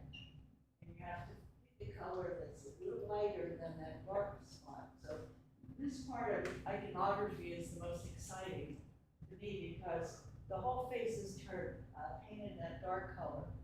And this first light, which they call this mixture, is like dead clay turning into light. You can see the blood flow. I mean, it's like a dark green face, and all of a sudden, that first light looks like it's coming alive. This is gold, 23 karat gold, and it is not used because of the material value of it. It's used because it's a perfect medium for uncreated light. So, and if an iconographer can't afford gold, they should paint the halo or background with light colors to represent the light of heaven. Pure gold, when you hold it up to the light, it's almost sheer. Gold is so malleable, they make these thinner than paper leaves, like you see here.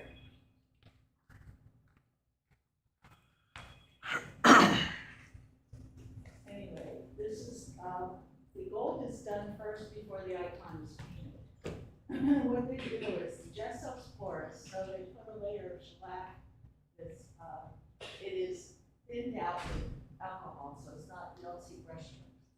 And that seals the gesso where the gold is going to go. And then they put a coat of varnish on it where the gold is.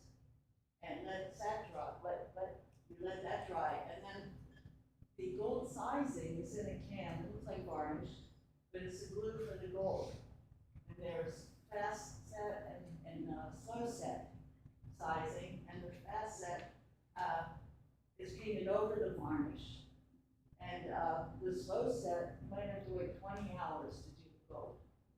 So it's really a scary part of doing the icon. But after the gold is done, it's varnished. And then this is called the rose krish. This is the darkest colors that you will see on the icon. And all the darker colors are done first. And then it's filled up with light. You can see the egg tempera is translucent a little bit, so you can still see the ink drawing on the board. And so you reinstate those drawings with the brown pigments. See the lines, her eyes, nose, and features are done with it. Here's the first light on the icon, and you can see where the base color is left. And her garment is being modeled with light. See it gradually progress.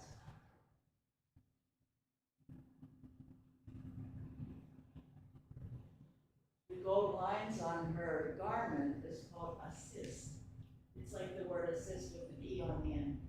And that is done. If you see the powdery look around it, that's because the tempera is very sticky in a way, and you cover it with pumice. It's almost like putting powder on the areas that are going to be gold. And they paint the lines where the gold's going to go with a glue actually made of beer. They boil beer for a day, and a bottle turns into a little bit of sticky glue. And so they use pumice first, and they paint the beer glue on it, and then they use gold to put on top of the icon. And the Theotokos always has 3 stars, one on her headdress and one on each shoulder, which you don't see if she's holding Christ. But that means she was a virgin before, during, and after the birth of Christ. So that's what the 3 stars represent. And an icon icon isn't finished until the halo's done and the name is on it. There again, you see the Greek letters, Mater Theo, and then Jesus Christos. And you see the halo, the cross in his halo. This is what is in our homes and icons in our car when you travel. You take one in your suitcase, little one.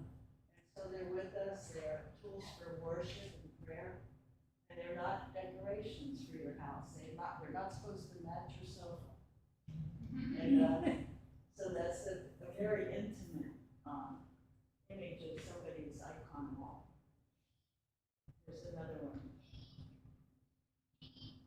Family icons have all the saints that represent the members of the family on one icon. And that's really special too. St. Theodore the Studite said, humble matter becomes a vehicle of God's grace. Icons, oil lotion, water of baptism, myrrh of holy chrism, bread and wine for the Eucharist, bodies and relics of the saints.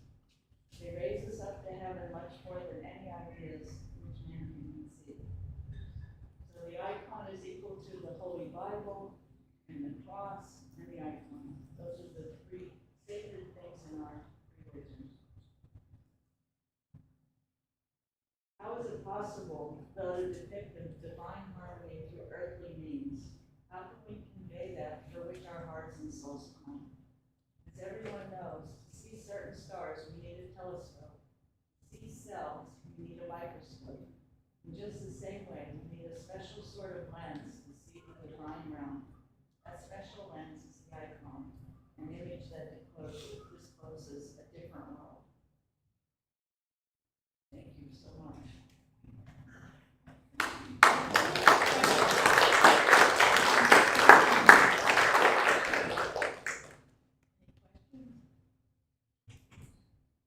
Could you talk about egg tempera versus acrylic? Well, acrylic is used often. Our iconographer in Bloomington works on acrylic and canvas. And then he ships the icons to us in a cardboard tube, rolls them up and puts them in a long cardboard tube and mails them to us. He lives in California. So acrylic is fine. It's just, and you use the same, try to imitate the same palette, the same colors. But does it work differently? No. You can still build up dark to light? Oh, yes. You do the same thing as you do with egg tempera. Always start dark and then build up the light. In egg tempera, you can't put a light on top of, like the first light is different, but the second and third lights are put on top of that first light only. And so it's almost, some of them are textured, they almost look like a topographical map. See the different races of the colors, and the final marks are the white lines and little highlights on the face, and that's the last light that you put on them. They can't be put on the dark part of the face. Build it up from the dark to the light. Is that it? Did I answer that right? Yeah. Okay. Yeah. Yeah, they have been used. Yeah. Way before acrylics were invented. Why the cheesecloth before the 12 layers of gesso? What's the cheesecloth do? The cloth on the wood is a bond between the paint and the wood. It also protects the icon from, wood if it's cracking. You know, sometimes the wood cracks if it's not seasoned right, and that cloth is a bond between the paint and the wood. Yeah, it's really important to have that. And the funny thing is, after it's all gesso, you don't even know there's fabric under it. Sometimes on the edge, you see a little weave sticking out. But it feels like, I'll put these over there, you could touch them. Anything else? You see the icon over there, in the far upper right of that collection, that's silver sort of with the Yes. face, Yes, that when was, did that style come into play? How is that different from the off? if you go to the Holy Land or anywhere overseas, you see people's jewelry hung in front of icons. Those were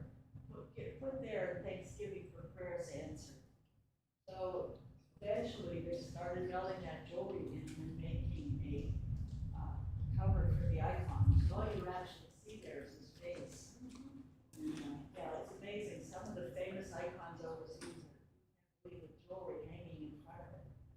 And there's a Kochayev icon in Jordanville Monastery, and she has lots of jewelry in front of her. Yeah, I wish I should have brought pictures of that. But it's a Thanksgiving from people who pray to that saint and her prayers were answered. You see wedding rings and gold chains and everything people put there just to thank that saint for answering their prayers. When I was in Jerusalem, there's an icon of the Theotokos in a side chapel that's locked, and you have to know somebody to get in there.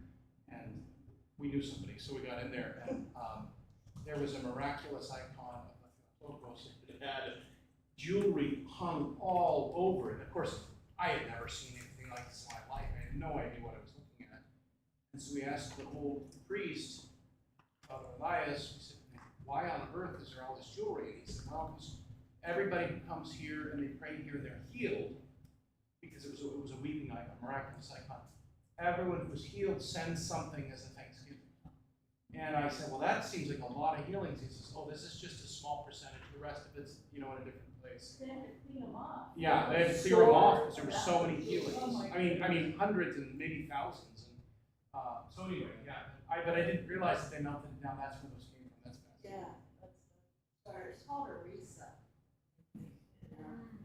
And speaking of saints, like St. John Maximovich, his body's in the Joy of All Sorrow Cathedral in San Francisco, and it has a glass cover. You see his hands crossed and his feet. And he's a little man, and that's where Vladimir is the choir director and iconographer.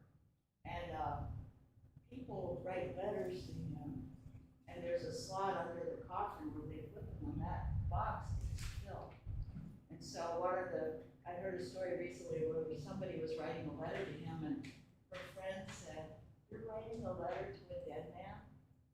And that night she dreamt of him, and he said, "I read all the letters." Yeah. That's beautiful. So they're not dead, they're alive. Wow. Is there any reason that, like this one and that one and the many others are shaped differently? No. They're just, Yeah. that's It's a beautiful board that we started to work on, that does have a meaning. One of my iconography teachers said, if you find somebody that makes really nice boards, marry them.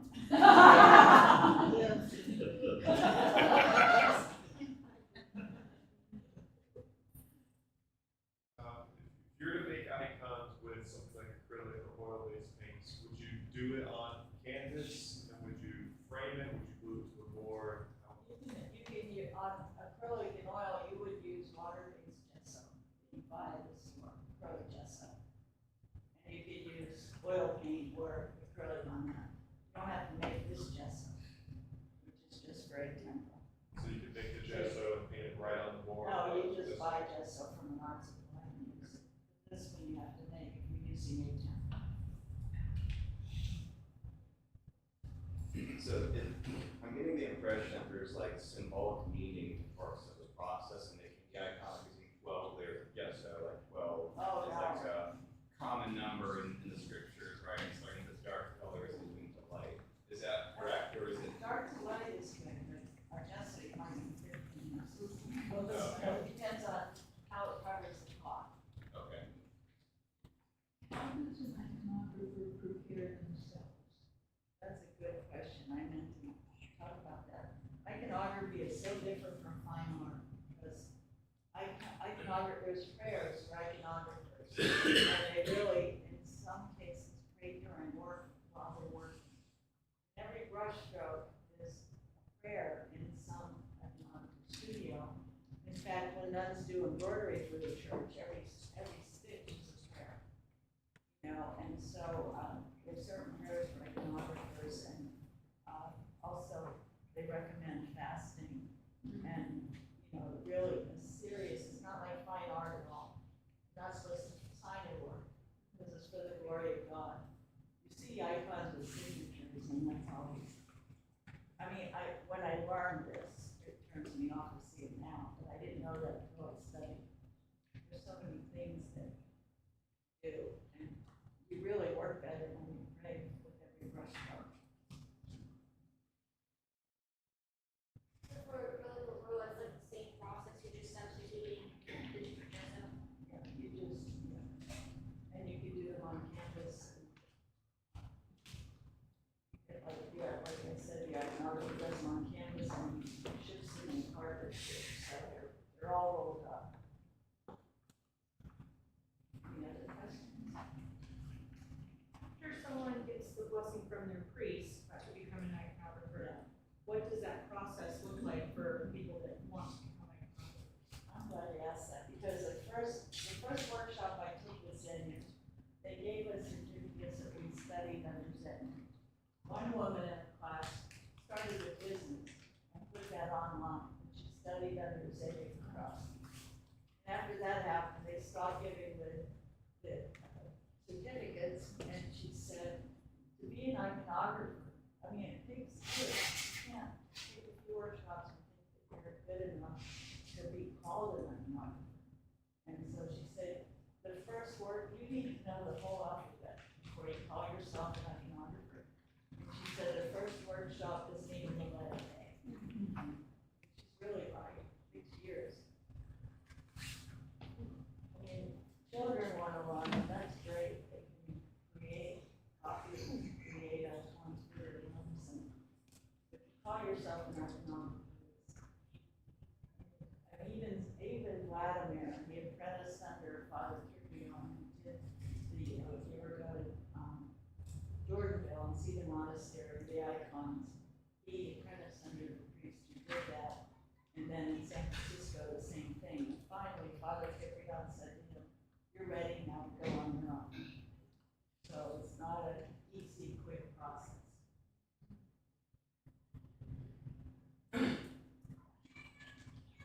Forgive me for asking such a personal question, but something I struggle with is how to pray. And so when you say pray with every brushstroke, can you, I don't know, I guess somehow make that more clear of what you say or how Simple one is the Jesus prayer, Lord Jesus Christ, have mercy on me, a sinner, which is what monks say constantly.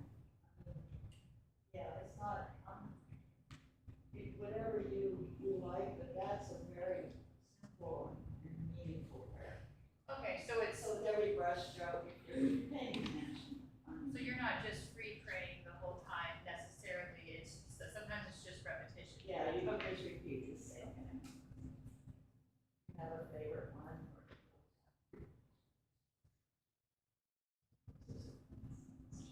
I have two questions. Okay. One is, and I know I want to keep it. I know. I was like, oh, poor Jason. Number one, how does someone go about finding either an iconographer to learn under, or with the availability of so many tools of the internet now, it's not that you need to know someone who knows an iconographer who will accept you as a pupil, or there's a lot of, my question is, how do we learn? If we get a blessing and we accept that it's a lifetime, how does one find a teacher, or how does one, my other question is kind of, what are some things we should be cautious of in this age of instant everything, counterfeit everything, that's antithetical to, like, really the whole culture of the church? So how do we find who to learn under, and, what should we kind of be aware of in terms of, what do I want to say?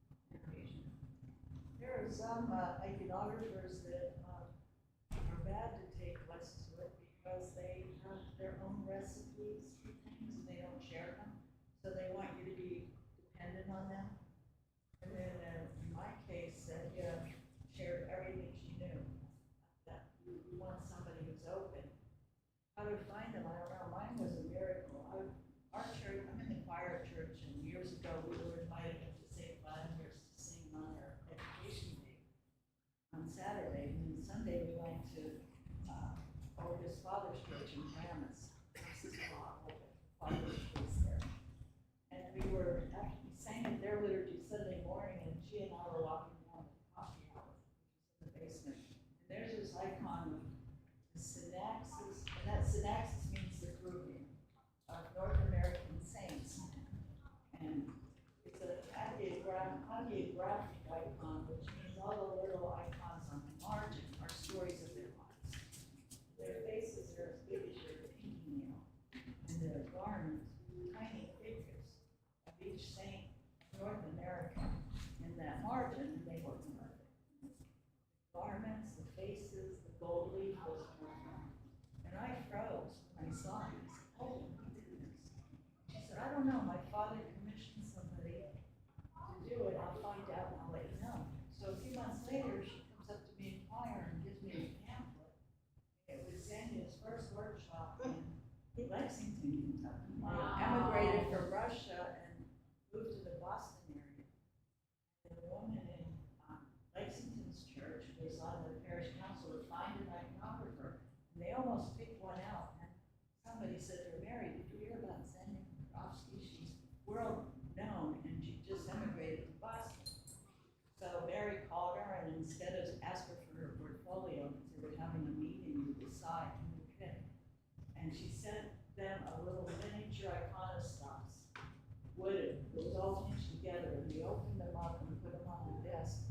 And when the people came in, they said, "Oh my gosh, she's better. She's too good for us." That's what one guy said. And so then Mary wanted to know to make her well known in America. She's the one that started the workshop. It was amazing. I saw her work first, and then I got that pamphlet that her workshop was starting in Kentucky where I live. And the whole thing was just meant to be. Yeah. She passed away 13 years ago. Her daughter, I showed you her daughter, St. Nicholas, excellent. Just wanted to finish the workshop message. I just have one quick question. Did you show us pictures of your icons? I mean, when you were doing that. I'll show you on my phone. Well, that's not fair. I'll have to do that. I'll show you on my phone after your presentation. Oh, for goodness sakes. Oh, that's humility. Let me ask you a question. People come to me, parishioners, and say, how do I become a reader? How do I become a right? And my answer to them after 20 years of priesthood is humility. Right? Because if you come and you bring your pride and your self-will, and because you're going to serve the church this way, right, then it won't work. And so I would just ask you, what advice would you give? Because we have so many gifted people in the parish. What advice would you give if somebody said, look, I have this gift set from God, how can I use it in the way of the church? What should I do? What would you say? Everybody has talent somewhere. And you're right about humility. You can't do it for your own ego. I think that's the best way to look at it. Surrender. Yes. Yeah, like going from art school to iconography, where you sign your work, you advertise your shows and everything. That doesn't happen with iconography. In fact, in the classes, the teachers would correct your icons. If you got your paintbrush and paint over your work, show you how to do it. In art school, that would drive people crazy. Yeah, you just never. I mean, I might have all the workshops I took, I might have done one without them touching. They all, yeah, they correct, they go around and correct your work. You have to get rid of your ego. Anything else? Looking forward to the mosaic presentation. So thank you very much. So we'll take one more break, coffee break or water break or oxygen break or thunderstorm break. And then we'll come back for sharing Catherine's presentation. Very short, by the way. It's not going to be. So if you have to go. Just yeah, unless we ask you 45 minutes of class. Well, that's just. That's your part. All right, I'm going to go get some more. Thank you.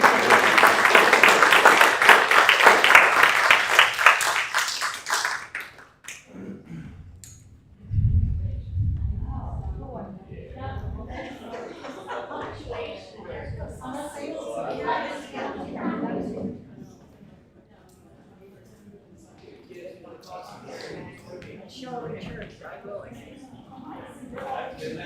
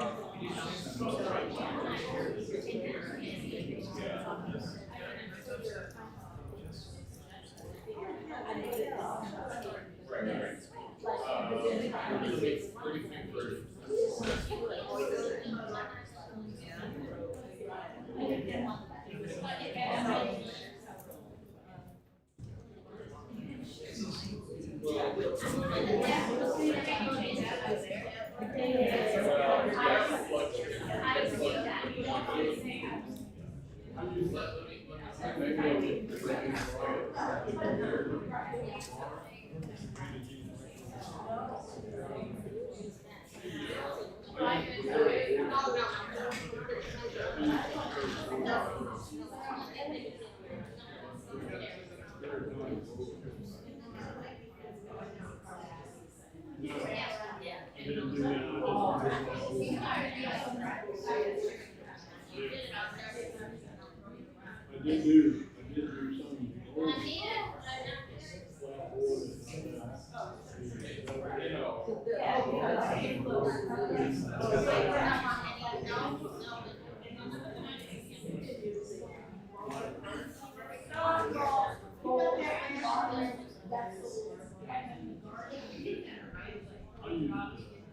We just ordered the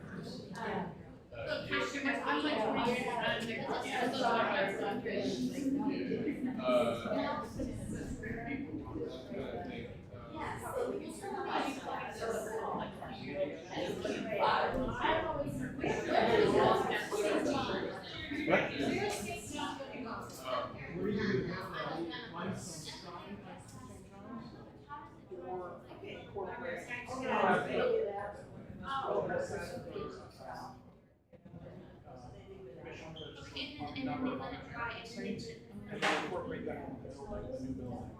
Like, because there's a lot of arches and circles. We want St. John in the name. She might not be able to. Anyway, no, I didn't. I mean, it's her best.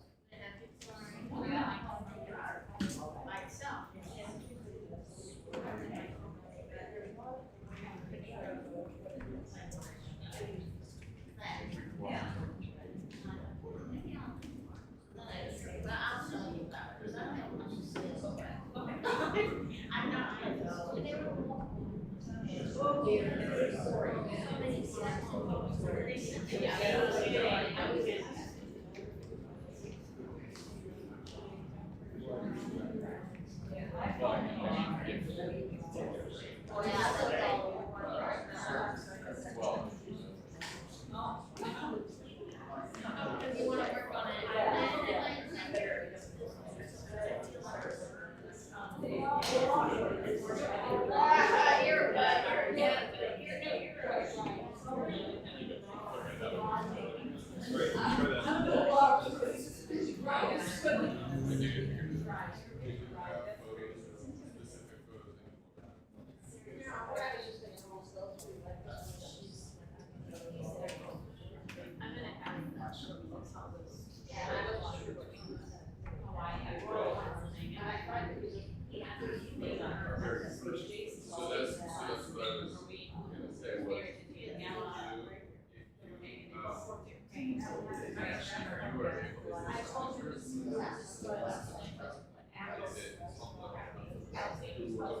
anybody watching, you have to have a Pinterest account.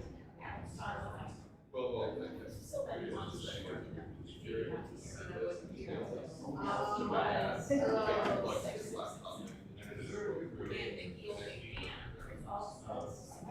She had 19 spinal surgeries, like she was in with her spinal incision, and she was seen. Eyes up and around.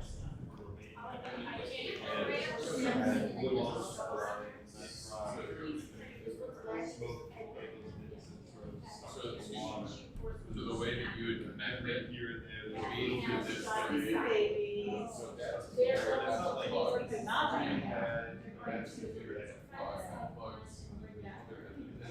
Not for hours. So they followed out. So you don't, I don't think they let anyone go. I don't think so. The reason that, and there's no after. So they get there and just. so what I'm saying is, expect you to know this link or a support to identify or make sure that you are on the warrior and you can scroll through there. I don't think that. That way it'll be on. Somehow they get.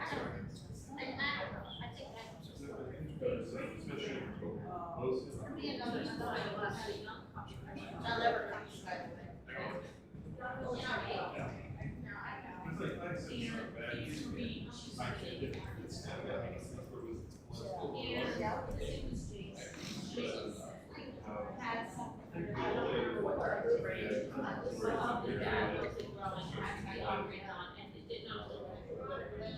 Consolidated, superficial, they said, this is not, I said to them that, they weren't over. So I asked them, I don't know, I had to go around the house,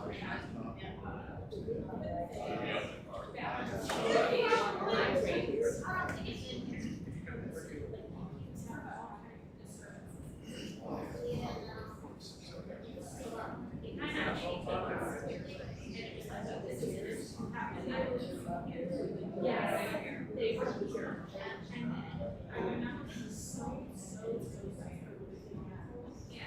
yeah, he said his father surgery took images of me here in the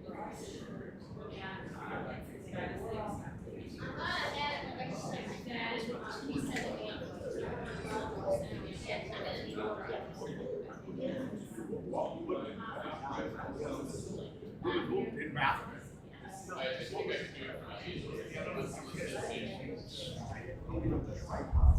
See that one? Yeah, oh, like that? Yeah. Okay. I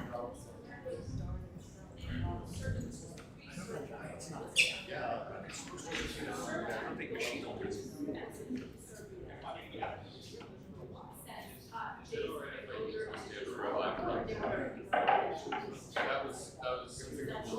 Thank you for oh, no problem. It all ended up working out.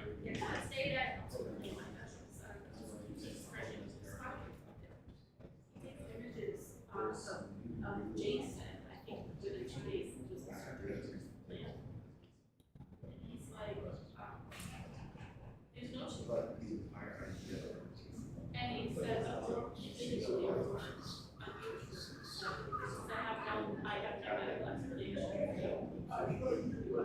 explanation. But there was, he said, like demarcated where the fence was. As the corrected lines. It was so like, maybe Robert was I think it was so overwhelming. I think it was like trouble. Okay, and we wouldn't talk about like the, I don't know, he even had an English conversation, let's go out to Pennsylvania. I didn't think that was it, he's thinking of it, he brings it back from the whole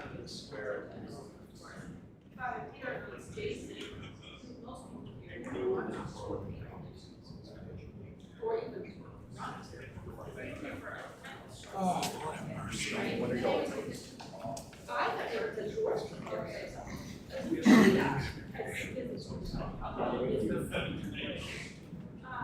But I don't know, it's weird, Jason, didn't know it. Jason, for the range. Were they out east for last? I don't think so. Where did you see that? And why? But anyway, so that's the application, which is a paper icon. That is deeply. Yeah, there you go.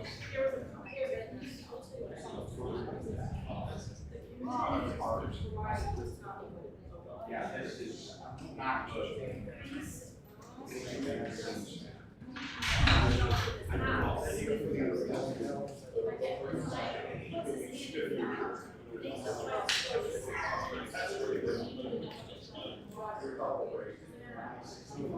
So they pull it down, it's a icon. It's a logo.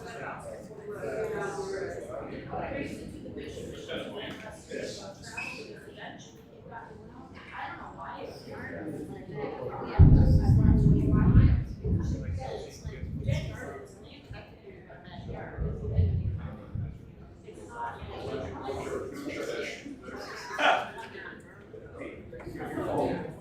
No, it's right there. Good to see you. Are you we get a picture of how we get things for you all? Good things, God bless you. Glad to have you. Okay, great. Well, she's a guest speaker from Kentucky. Yeah, I just wanted to say that I got to step out and meet you. Yeah, that's their big event here. I just have to.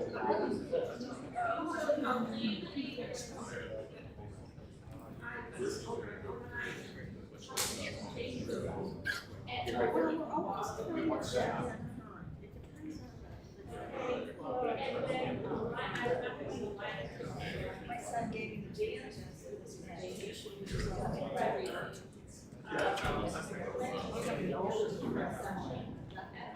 And so it's that very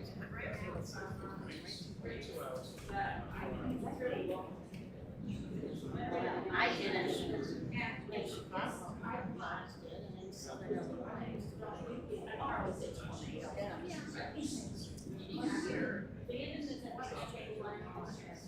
They're also,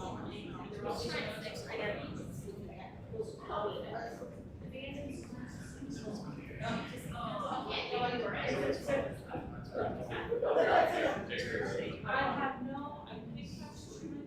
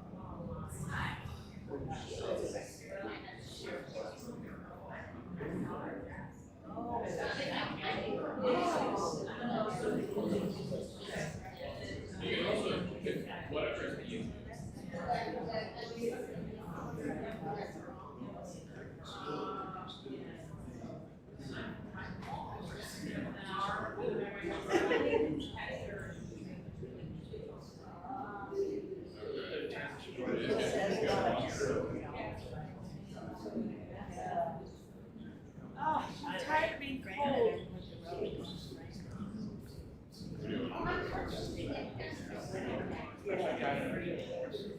So why don't we do this? Yeah, because it's up for looking out. Since you guys still on your iPad, you can, just go there. That might be a little easier to back. So we can have it ready to go, ready to go, and if you want to end up using it, you can do it.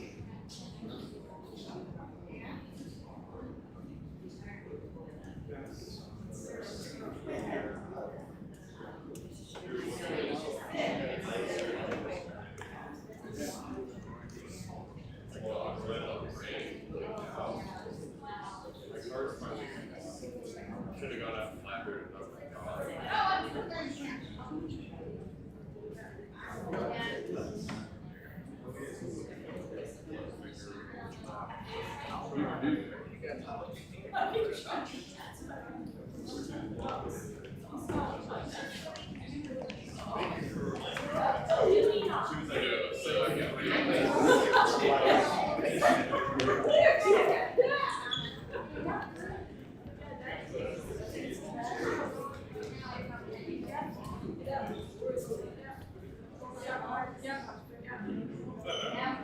Being alive, listen, it was always that lucky that I was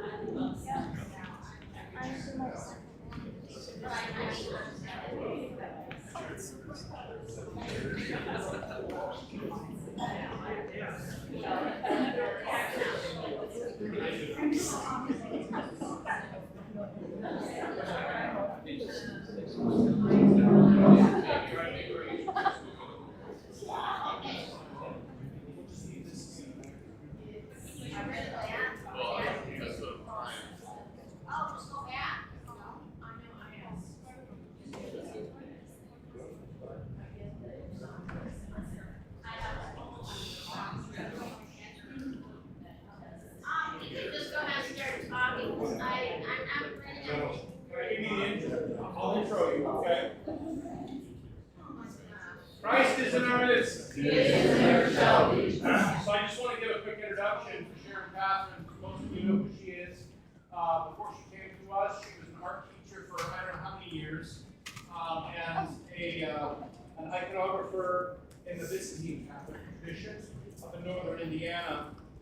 Then she came to us, thanks be to God, and we began to see her works of iconography. You can see one here, the trick-here icon of the Theotokos in a Byzantine style, and many icons that are around our church. And so one day, I asked her, I don't know, 10 years ago, maybe, I said, have you ever done anything in mosaic? And she said, no, I've never done mosaic. I said, okay, great, thank you. That was the conversation. And then I showed up that weekend, and I walked in my office, and there's a half-finished mosaic of the Theotokos with Christ. And I looked at it, and I thought, where in the world did this beautiful mosaic come from? And then I asked her, I said, is that anything to do with you? And she said, yes. In fact, that was my first attempt at mosaic. So then the reason I asked her is because I wanted her to do the mosaic, create the mosaic of the harrowing of Hades for up at the cemetery, because we've had icons outdoors and they just don't weather well. Icons don't tend to weather very well outdoors. So she did that, and then she created the mosaic of St. Matthew for the St. Matthew shrine, which is based on the mosaics from Ravenna, Italy. It's absolutely beautiful. She created St. Pantaleon, which is next to the Holy Unmercenary Bell Tower. Then she created the Holy Unmercenary Women, which is out on the south side of the church. And then I was so fascinated by, during COVID, during the shutdown, I was fascinated by the Fools for Christ, the Holy Fools, and by the dendrites. The dendrites are saints of living trees. And so one of the dendrites that I was looking at was Saint Tikhon, not the bishop, Saint Tikhon of Kaluga. Thank you. And so, yeah, there are several Saint Tikhon. So anyway, so I showed up to church one day, and there's this mosaic of Saint Tikhon of Kaluga in his tree. And you can see the tree around him, and he's in there doing his prayers, and he's got a fascinating story. I won't tell it right now, but he lived in a giant oak tree. And so, anyway, Sharon Catherine has gone from being, no, I don't know anything about mosaic, to someone who creates mosaics that will weather storms and, hurricanes and tornadoes and whatever, nature throws at them. And she did the research to do that, and I thought it was just absolutely, it was a great example of somebody saying, I'm gonna do whatever I can to serve the church with what I've got. And so I was so thankful for that, and I asked her today if she would just talk to us for a little bit about mosaic and then entertain your questions. And you see the mosaics again around the property and around the church. My favorite here, this is her best work. We did not commission this. She saw a new mosaic of St. John being unveiled online at a church in California, at his church, right? At the Joel. She saw it being unveiled, and she was so moved by it, she made this for us. Which is just like, if you look at the beard, there are these little teeny shards, they're like hairs. Each one of them has to be cut or broken and put in place. And so, anyway, without further ado, Sharon Catherine, God bless you. Well, thank you. My favorite part of what you said is how you trusted me, because I don't have the great background that our previous speaker had. I've certainly learned from one non-conventional another over many, many years. I started being given the Jesus Prayer course. I mean, that was part of the beginning of my conversion. I was alone but anyway, from that point on, just by practicing that, I was just like drawn. And being an art major, got a master's in fine arts. I was the two together. I was like, that how can I do this? What can I do for you? Because that's what that hurts. And so little by little, and I started out thinking that I could bring the icon to, again, don't take this from me, because I was Catholic myself, to that church, because they didn't have it. And at the time, this is how long ago this was, the Vatican II or something like that, they were throwing all the statues out. I don't think you guys remember any of that. And some of you are too young to remember. And just taking everything out of their churches and sort of starting over again. And for better or for worse, this is without judgment on that. And so they were really open to the icon at that time. I had tons of work, more than I could keep up with. And I don't want to make a long story short. I gradually moved into a business team, right? And then of course I ended up. But I mean, it was a long journey, and I think one of the key things that got me from there to here was I called it robbing Peter to pay Paul, meaning everything's here. Why am I going for that? I mean, being in the other church, in other words, why am I going back and forth? It wasn't in the Roman Catholic Church, no matter what you try to do. They don't have a sacred art tradition. They've had periods of time. They've had, right? You think of the yourselves. Please add, this is a normal thing. They've had tapestries, or some of the other things they've done. In here, probably, maybe you'll see some of the stuff. This would be, in a sense, pretty typical. I put these here on purpose.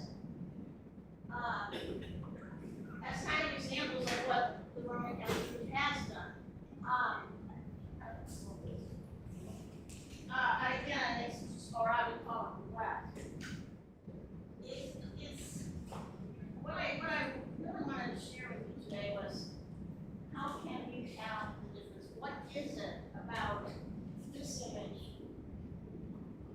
image, honestly. This image, I mean, I was gonna go through tons of them maybe another time. Here's one. Oh, you're not gonna go like this? I would like to go. Anyway, I was gonna ask you guys in a sense how, what is it that is gonna help you as converts? Do you know when that other type of art starts to speak? That was my whole point.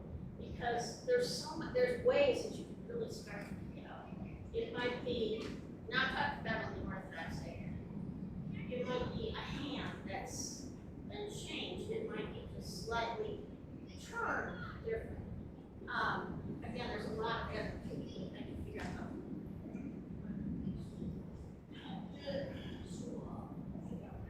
Well, look at the process is pretty much the same. If you do walls, I'm sure you can attest that there's a person doing the sketch, and I'm sure there's probably in the church. But if you see somebody who's doing an icon like that, it's not exactly that. There's another one there. Okay, and then another thing to think about too is the light. You're talking a lot about how there's light. For me, an icon can be done really, really well. And you of course have prints that'll show you icons that have been done really, really well. But where's the line? I thought it was Barbie for me, I did teach for a while. Barbie doll icons, meaning they're just so perfect. I actually. Okay, as I come to something, well, okay, there's a blessing. Here's a mosaic, for example. In the background and a painting, but not our style, right? I need you guys' help with that. What is it? What is it? What about this one? Is that something acceptable in our church? Let's see if I can find it. Oh, by the way, sorry about this. You're certainly welcome to look at this. Okay, what about this one? I'm wanting feedback, guys. I already know what I. Is this the same as? Well, we don't have to direct it here. I didn't prepare for that.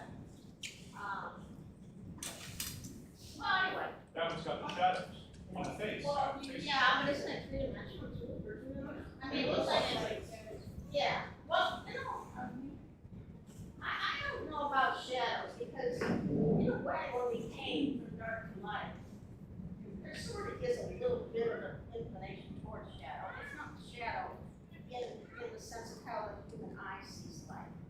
It's more about inner light, in others, still back to your comment. Is it, where's the light? So you again, can't really do it, but let's see. Are you asking for examples of how we would differentiate a Western depiction? Well, what about this? This is probably considered, it's not just Western. This is out there. This is easy to find. Finally, I just went through a bunch of stuff the other day. More, just on Google, easy, maybe half of the icons are starting to, that's a lot to say, starting to change.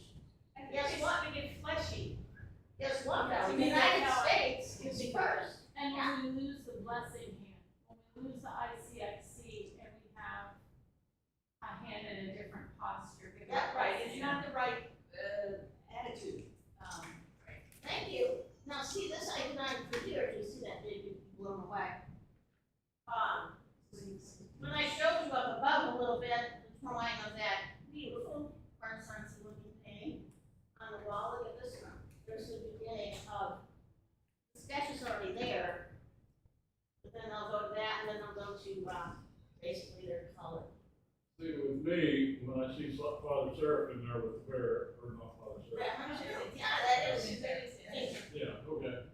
And look at the image of Christ I see the Eastern Church in this one. Yeah. I see the Eastern Church in this one. Yeah. And I see the Western Roman Catholic Church in that one. Okay. And so, to me, I'm in the East. Yeah, that's what this whole point is. Oh, but if you look, if Ken and I could blow them up at maybe another time. There are some elements here. Saint Seraphim, because he's later, a saint that's more recent, you're gonna get into a whole other chapter of, you know, we talk how do you depict saints of our time. And I've done several. Thank you. The waffles, plus I'm so nervous, I can't even swallow. Sorry, guys. Is there something specific you want to blow up with this spot of you? This is better. It's just Okay. Christians that are going to be coming. So we can find the term, sitting there, where the door is right there. It doesn't matter, no.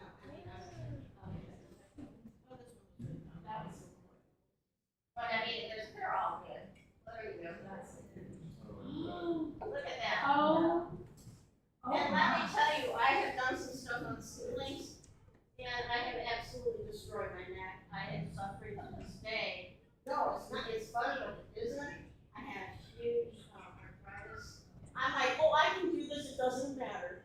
And then an hour or two later, I can do this, it doesn't matter. And then, a couple of years later, I am trying to walk. Is this a custom chair? They do have stuff like that. No, they do. I've seen lawn chairs used. I had a scaffolding that I called my bow because it wasn't very big. And it was about 3 stories tall, and so I didn't have the convenience of letting me. This is such a beautiful one. And actually, there's more. I don't know if I can. Where he keeps going, you're like that. Ooh. Where was that one? This one. Yes. Which one's the other one? I just wanted to show you what it becomes. And would he be projecting that up there? That's a very good point. Just do a little beard and in- make it. In my time, guys, I mean, I'm 71, okay? But when I started, we didn't have lasers at then.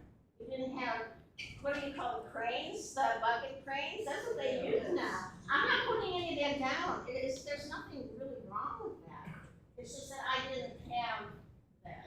We were doing, when there was an apps that, you know, you can't just use a ruler, you know what I mean? An apps that goes like this, it's like saying to a pregnant woman, you can't just, we used a water line that was a hose with water that we would. Wow. So anyway, that just shows you, I think it might even be the same. Oh, wait, here too. This is interesting. Dynamic symmetry, we're talking about circles. And there's a whole bunch of stuff that you can study based on, you can take any icon if it's done. Well, I suppose that you can dynamic symmetry it out. Do it. Try it at home. Just take tracing paper and see. Sometimes it's like here, you can see right here. A lot of times you want to find the center of your panel. This is not exactly the center. But we do a cross first, and then you can go. Yeah, my teacher, you also have to work with distortions, because if you're doing an icon for a dome, the distortion of that curve will make it, if you did it like normal on canvas, you put it in the dome, it would look like a squeeze Oh, you face. can't, yes. So you have to widen everything. Wow. Yeah. My teacher used to build a little model of the church, like the apse with the curved wall, and do a drawing on that. Wow. See what, when you spread it out, just like the Trinity I did in that curved wall, spread it out. That's the And history then right away. Yeah, that's a real skill, you can ruin an icon. Yeah, the best iconographers can draw very well. In fact, they put Cordis and others that really emphasize. For me, that's not true. The light comes out of the painting. The drawing I take from the prototype, almost always. I've got a few times rocking back there. What's that? St. Luke? Yeah, for example, something where you have to kind of, I'll look at prototypes that already exist. Yeah, we're talking about Islam, you kind of, but how far do you go? That is what I was trying to talk about. I don't really call it with my too much. Veronica was put up there because I actually did have to, which I did, I don't even have. And I was like, yes, that was the imprint, perhaps the first actual icon. Can you go that afterwards? Which one? Yeah, that one, there's a couple of them. Okay, look, yeah. But what about her face? I'm not trying to be critical, this is not about guts or anything, please. Very human, very fleshy, very pretty, very. Pretty. It's not otherworldly, you know. Did you say emotion? Yes, you would say emotion. She draws a different color. Sorry. Yes. You wouldn't pray to that. Yeah. Well, they do, let me give you an example. This is work in Boston, and, cathedral, the whole, I mean, it was big, it was probably at least that big. And it was really anguishing and very hard, all that stuff. But their iconostase was Renaissance. We could not talk him into going to icons, and so he had this incredible, and part of this is of donors. Donors like to be top dog guys, and if they're still alive or their relatives, you're taking my icon out. Oh, you can't. There was only one way that I found that people got, with the priest, he would say, we'll move it to a different room. That was sort of a little pass.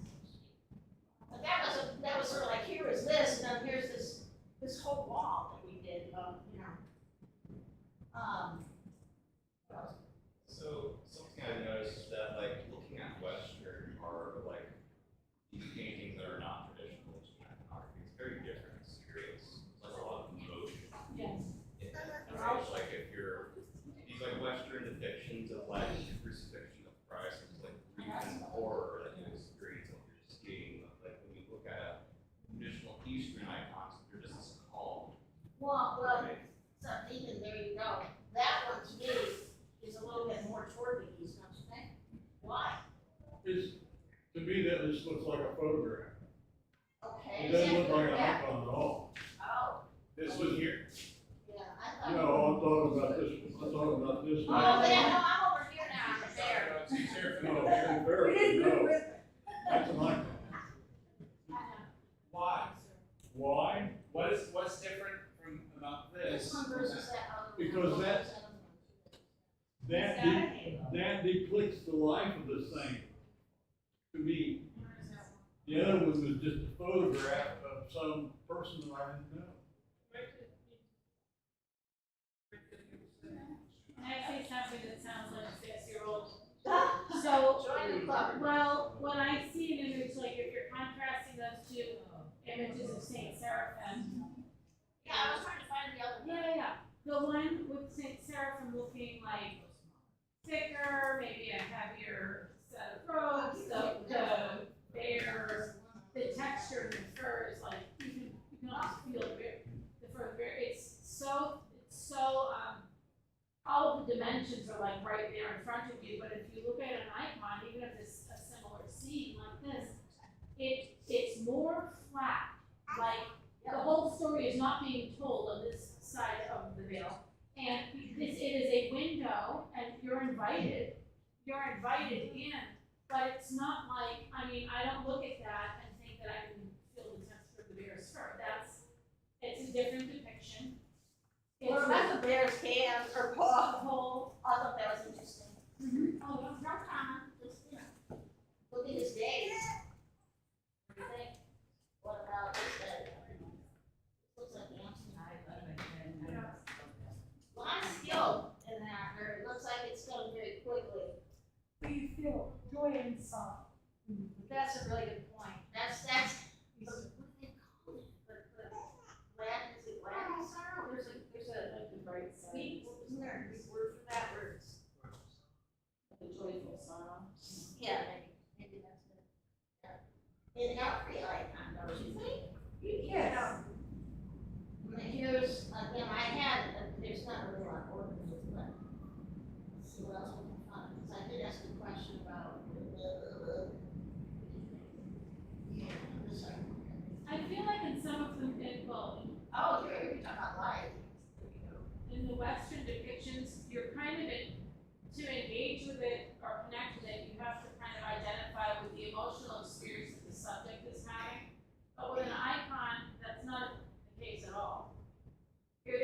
they're bearing witness and we have to learn. It's different, it's fearful, if you don't know what's going on, you're just not, we're not being patient enough. But with the Western depictions, you know, you really wanna empathize with all of the emotions being shown in the question. So, isn't it more New Age-ish that your religion is focused on the emotion, like you get out of it as opposed to the veneration and glory and glorification of God? That one, that face that you all love, look at this one. This is full of emotion. So wait a minute, we're getting somewhere. I'm trying to show you just in good time, and I remember to call it quits, is where do you start? Oh, here we go. Oh my goodness. Again, this is not personal. St. Stephen, what are you? Now, what is that about? What is it that what do you think when you see that icon? What are we talking about, Sharon? We don't know which St. one. Stephen. Sorry, that's Stephen, okay. Well, I have a whole chapter on my Pinterest if you want to find it of this. Are you saying what's the difference between an icon like this and something that? Sort of, how do you feel when you see it? A lot of things. I mean, my first impression is that I'm not drawn to the details of what is in the icon so much as what it's trying to represent. Why? So my attention doesn't stop with, you know, oh, St. Veronica's there, you know, wait, there's no halo, wait, there's this, wait, right. Well, we do have a lot of formal things that have to be in it, you're absolutely right. And some of the people today are, again, throwing some of that out. But that's not even what worries me so much. What about the gold leaf? I'm surprised. See what you think about it. I have a whole chapter, icons with shiny backgrounds. Why? Let's see if you know your theology. What does it do? What's the point? It's showing what? It's like a mirror. It's us. It's showing. Okay. Now we're supposed to enter into the icon, experience the saint, the Lord, and think that's how we paint it. The more you know about a saint, the more you know how or who it is. We were just talking about that. What happens if the faces are too similar? Well, one of the ways around that is you do your research. You do hours and days and months of research. You get to know the saint. So that's the other side of the face. Does it have emotion? What about that one? I'm not saying that the colors are super great, but it's still beautiful. There's a mosaic. I'm supposed to talk about. Yeah. There's the finished one. Oh, check that out. Now look at, you saw the beginning and now you see how fantastic that is. Look at that. Unbelievable. That is a whopper. Where is that? Definitely not in the United States. I would say there's a lot of stuff happening in Russia and outside Russia. Today I just read again, I call it one of my kids made fun of me and said, yeah, that over a couple, I don't know, what's 20 years ago or something, the youth in Russia, there was 20% Orthodox. Guess what it is now? 40. Hallelujah. Because they're allowed to do them. Remember the days when Zenya's little hermitage shrine thing was made into a closet, or no, a gardening tool? That's what was there, that's now. I don't think she's like their leader, by the way, but I don't talk about that. In Russia, you don't know, that's the one. Okay. Before I take too long. Oh, here we go. It's so easy. But I'm showing you the easy ones, but there are some that are a little bit harder. Here's our St. Luke. Doctor. Oh, and then this one. This one. By the way, I don't know if this is Stephen or not. I don't know who this is. But it sure is beautiful. That. Absolutely amazing on the floor. Now what about, just so we can sum it up with, that one that's over here. There's a Pull it couple of over them. so we can see it. We can't see it. I know, I don't know how to use the computer, not that, this one. This one? Alright, I don't know my Greek, can you help me? I think I know who it is, oh, well, no, it wouldn't be, that's gotta be Nicholas, isn't it? I was thinking there's one there that they have put, Saint Joseph in like that. That's not what I'm wrong.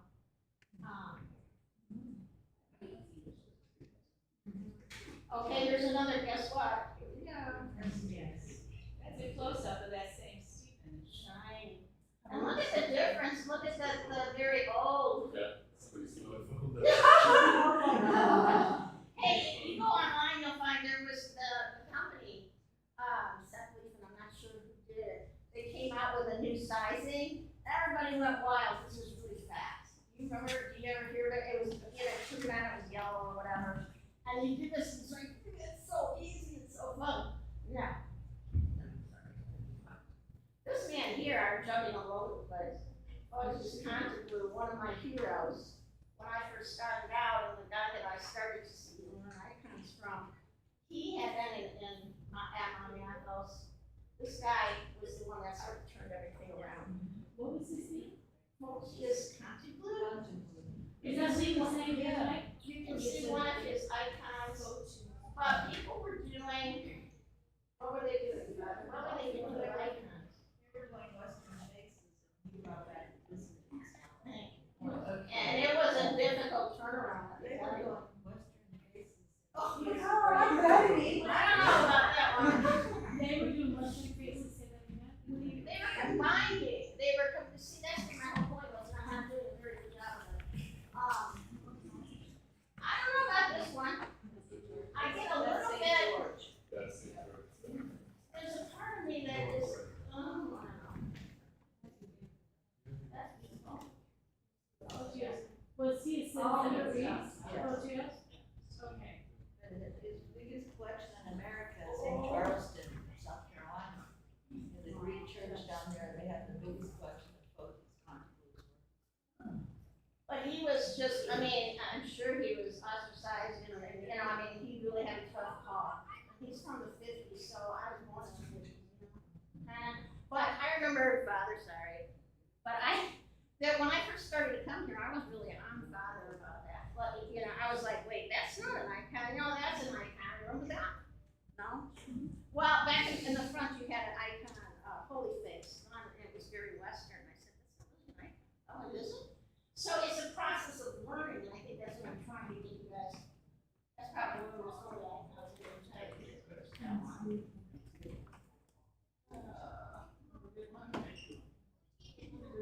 think I'm on my page. I don't think I'm on my chart. Yeah. Real quick, I'll sum it up. You guys have to up.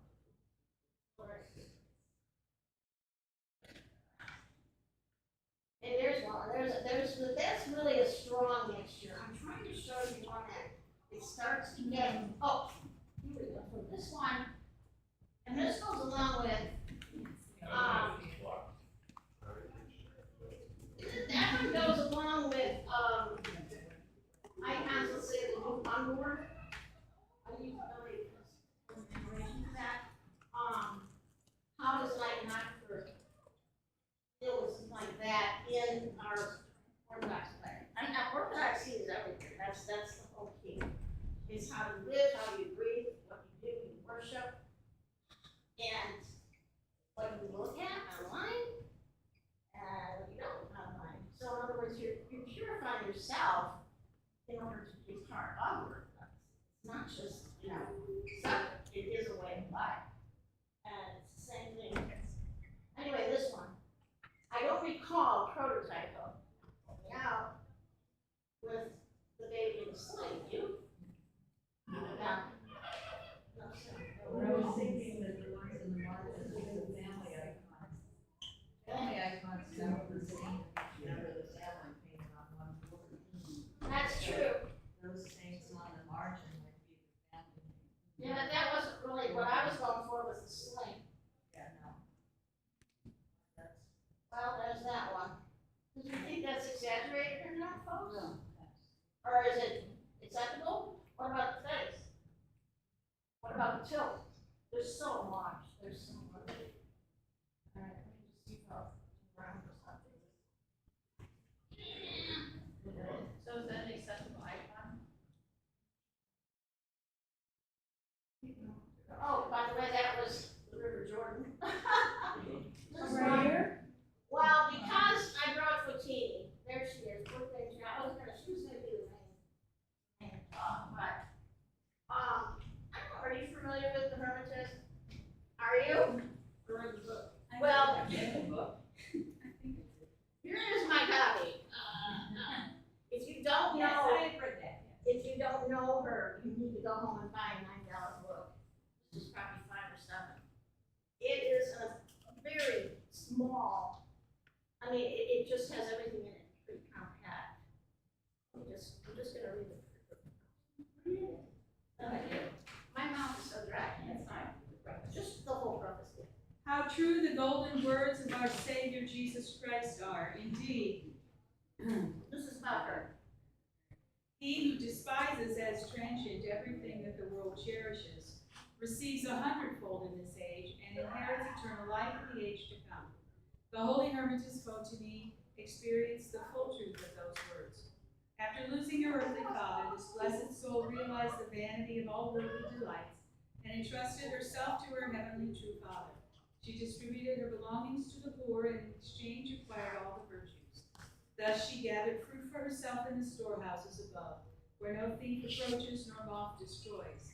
With manly determination, she overcame the desire to have a husband, children, and friends, and thus dwelt with the holy angels. In short, she denied all worldly delights and gained Christ himself, whom she loved and longed for with all her heart.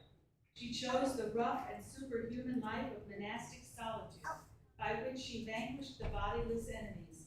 By sacrificing every earthly comfort, she acquired the transcendent glory of the Almighty. With her angelic light, she attracted God's grace into her soul and was counted worthy of divine gifts, even the gift of foreknowledge. This blessed hermitess emerged victorious from the difficult path of solitude, which few dare to undertake nowadays, and set an example that inspires every soul struggling to fight the good fight. However, divine providence did not keep her efforts hidden for long. Father Joachim Spezieris was still enlightened from above, as Abu Zosimus once was, to discover this contemporary Saint Mary of Egypt. Here he eloquently relates the details of her unique life and places the lamp of her holy life on a lampstand. One thing comes to mind too is that you say manly. Guess what? She was basically a man or a young boy until very much closer to this time when she's out in the wilderness. She dressed like a boy or a man. She had her hair like a man's mom. She wore man's clothing. Sorry, but it's the truth. So when we get critical about certain people, maybe we shouldn't be like critical. I don't know. In other words, she, if you read the story, do you remember that part? Yeah, what do you think? That when she was, her name, they even called her Johnny, or, right? Yeah, but I think Johnny was also 14 in Greek. Anyway, so that's a depiction of her cave. She had a little straw mattress over there, you can probably see.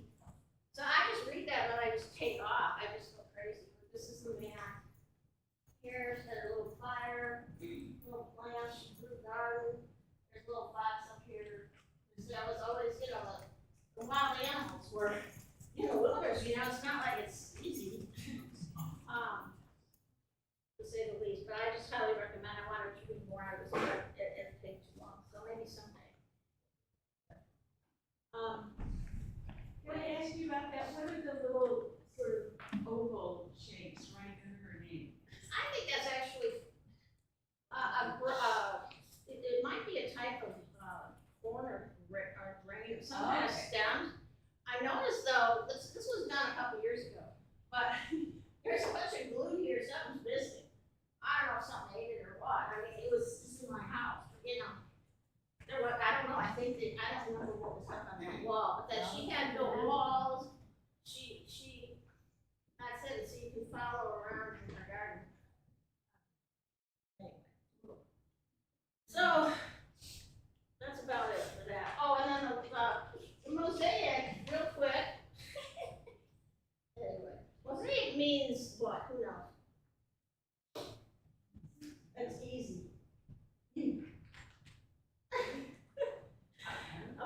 it means it's almost like the old type of pixel. Oh, okay. So you have all these little images or little pieces of something that come together to create one picture. That's what mosaic means. And the individual pieces, they call them in tesserae. What's the Tesserae, yeah. tesserae? I'm not sure what language that is. I think that's Greek. Is for Latin? I don't know. I don't know. And you get the nice thing about not being in the past is you can get your Roman glass already cut and ready to go. Or but also I cut it too, and I brought these with me. What kind of things are you using in mosaics besides pre-cut pieces? Anything I get my hands on. I think that what sets me apart, and it's not necessarily good, trust me, is if I find a piece and it looks like a nose, I'll use it. That's different than other mosaicists. Probably there's many ways you can lay them, either straight across. I have some pictures. I think they're in the back.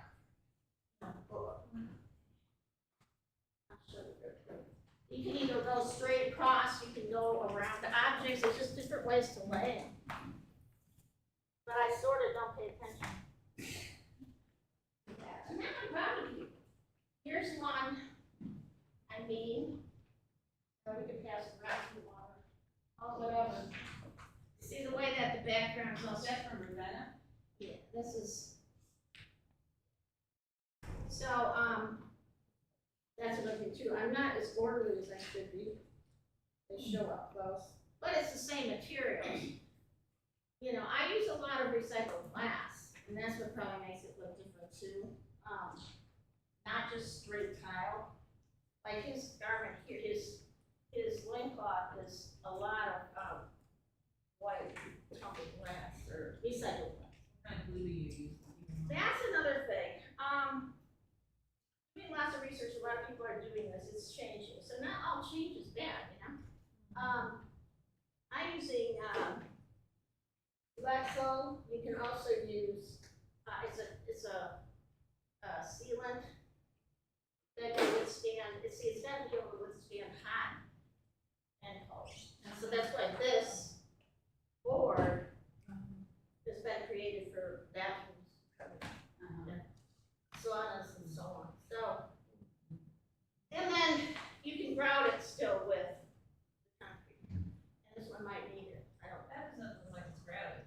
Is it? No, not all of them are. Good point. No, I don't think bathrooms either. I just put them real close together. Yeah. Do you coat the whole thing when you're all done? It's gotta be clean. It can be. That's by itself. Anyway, that's where she crossed the river over. And it goes to the story of her going like up to here, and she keeps hearing a voice. And anyway. All right, is that it? Oh, there you go. There you go. So I mean, I really didn't think I did my job because the ones I wanted to show you was how the ones that were very close, but starting to get. What about this one? Show you an example of what I'm trying to say. There's just little clues. They're using. Look at they're using this. Their intent must be to make an icon. Its name's not right. It's not right. It says it's Omicron new. I see that. Instead of Oops. I wonder if that one's AI. Oh, that would be so good. That was so weird. I mean, it's hard to tell sometimes, but. And the face is a little bit what? Just a little bit, not a little bit babyish, right? And look what we've lost. That just really ticks me off when I see that building. That was ours. I don't care what anybody says. What's that? I don't know what else this is. I don't think I'm on the right one. Oh, I hope they never do that. Oh, there's a little, there's, okay,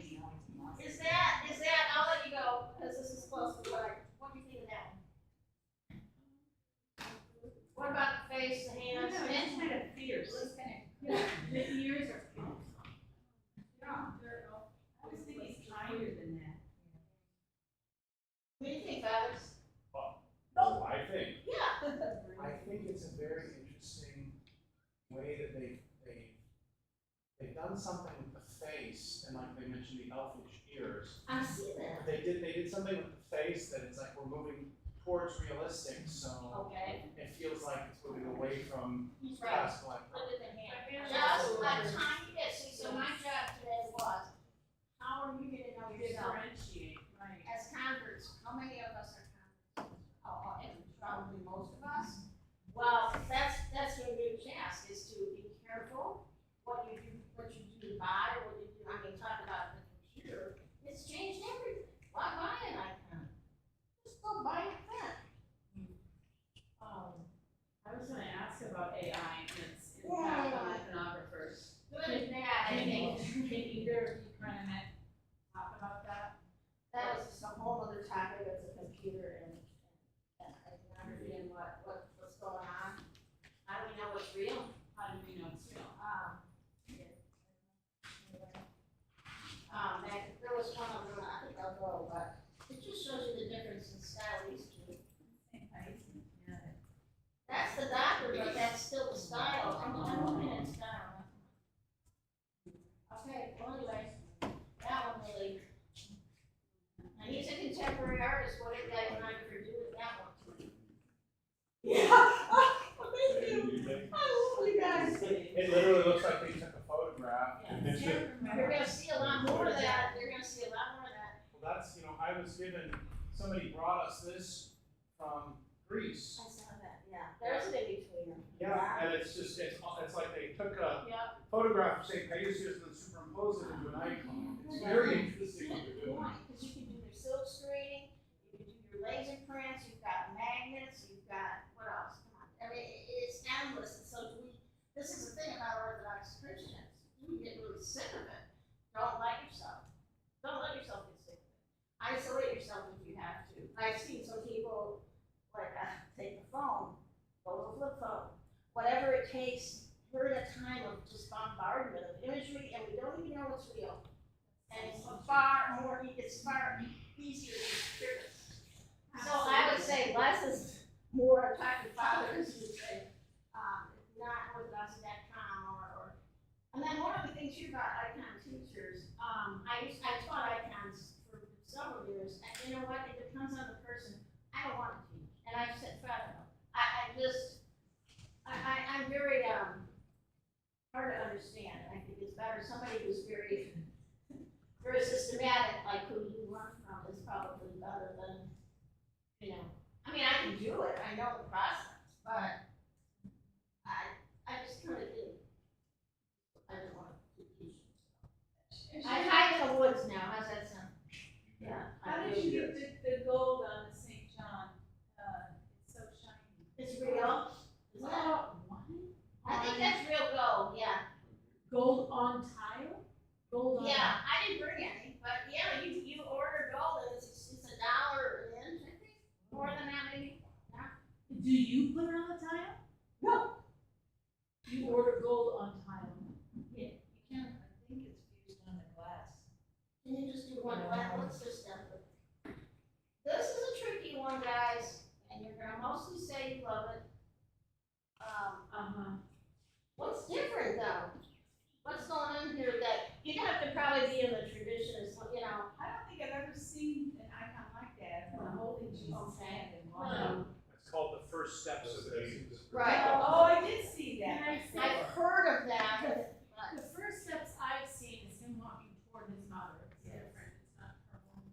And I just had an icon in the bookstore. You did. But I don't think it looked like this. Well, my opinion is just to leave you with this. It's not part of our patterns and so on. It's not part of our, I would almost say our tradition. It's almost like you'll see the Holy Father, the Holy Family, and they'll put St. Joseph in. And it just throws the theology out the window. So John Forward, Joseph. I have pictures of that, I don't know what. So I'm not saying that's a bad idea, it's very nice. But you do have to make those decisions, and I don't know if that's,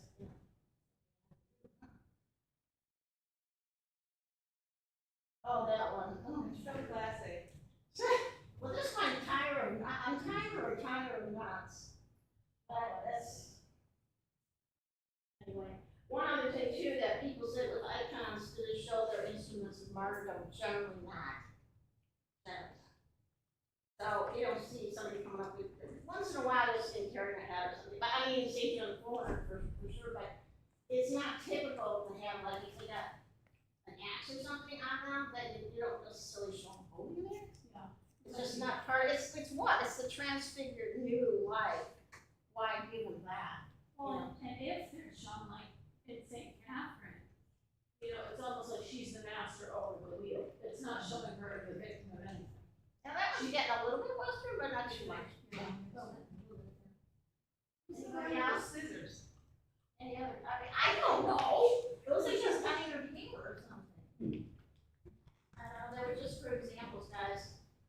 So anyway. Well, thank you. Thank you.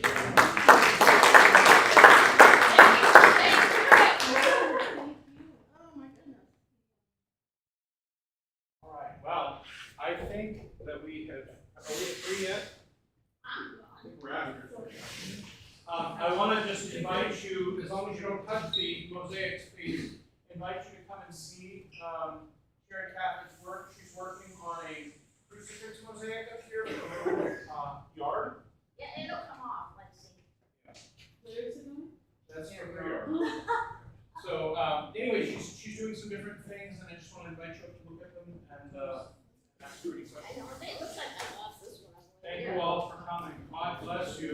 Is there any leftover falafel? If anybody's hungry, there's more food. They're never gonna put it away, so if you want any food, you should get it the next time.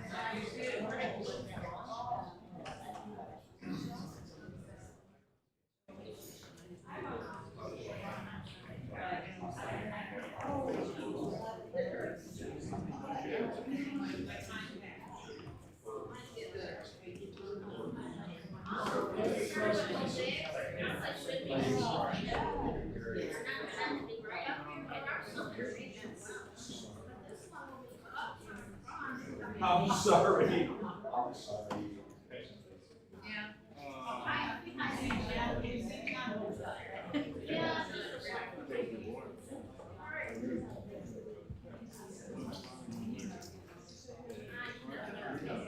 Sharon's gonna need help getting this back to her car. It doesn't fit the car.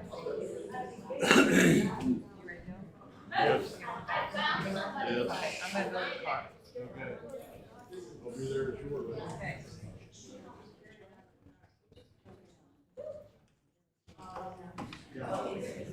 Young men and baby. I have a bunch for tonight. 6.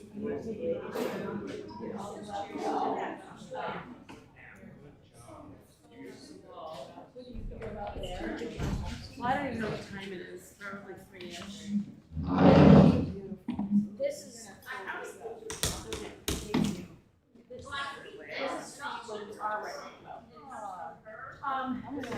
Okay, yes.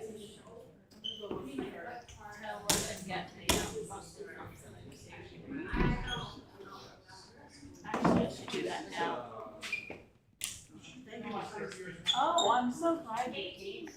Sorry you're driving home in the rain. Oh, I don't mind. That would be good. Thank you.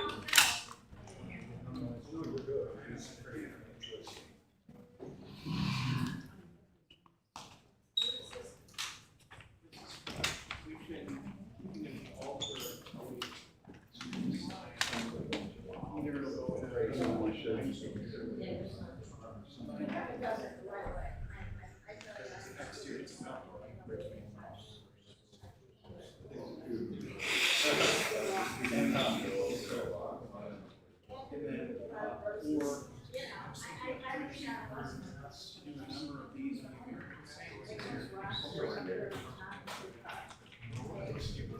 around windows. So you can have round windows,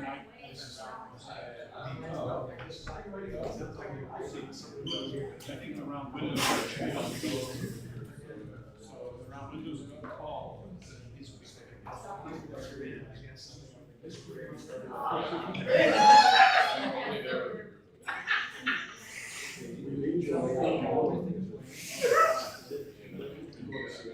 Yeah, we gotta get this whole thing situated, and that's not a simple task.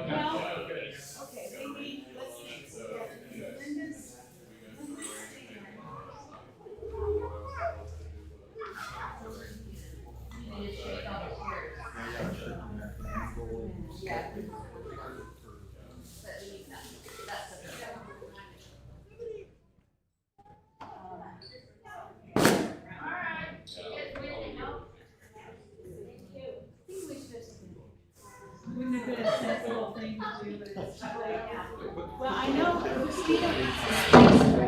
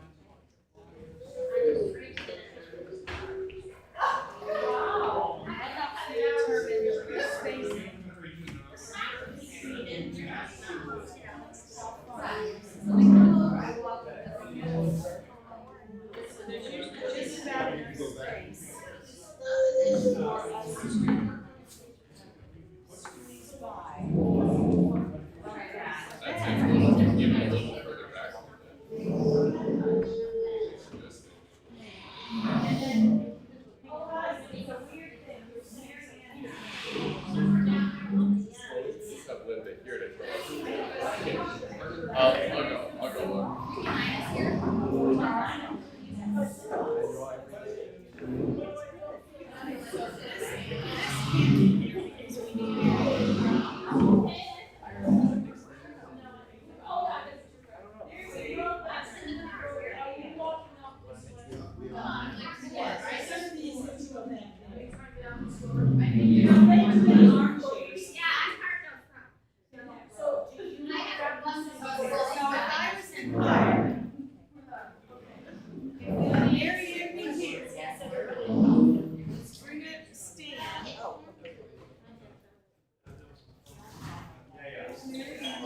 Want to push these back a bit further?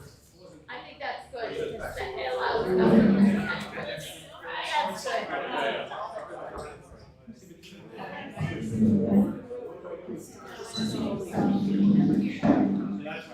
so you can jam like my honey or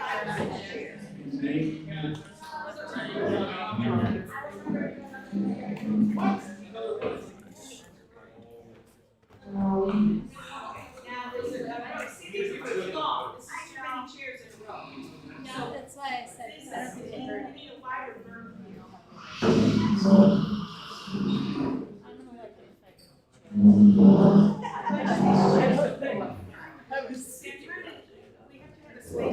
Not quite yet.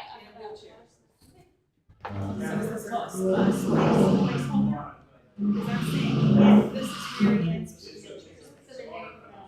Yeah. And then if I put music stands, that helps me know. Okay, so a bunch of these chairs go back.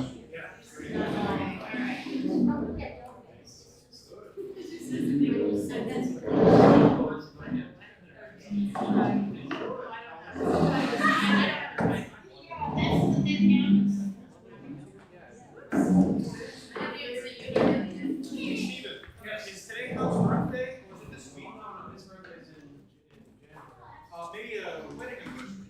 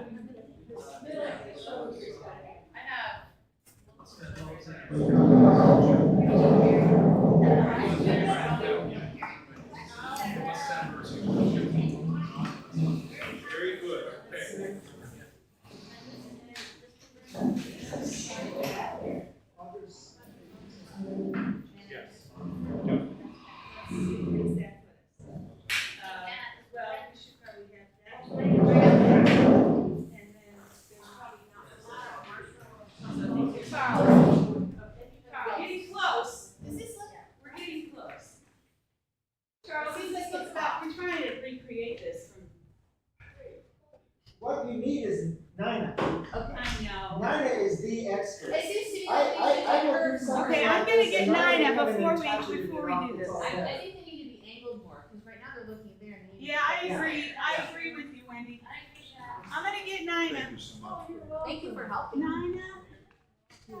Christian, the same as the thing you said. Nina makes it look like it's like any idiot can do it. Okay, do you need help? No. Oh, okay. Are you done with your class? No, it's not training as hard. Yeah. Before somebody crashes it.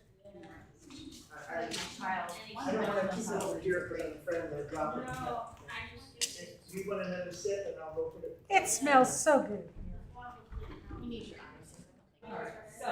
I got to keep myself in motion, I apologize. Yeah. Yeah, I know. Let's go a little further. So you can swing that. Oh my goodness.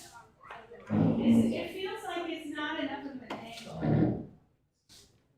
Like it needs to be more. Now it just touches the and it becomes right.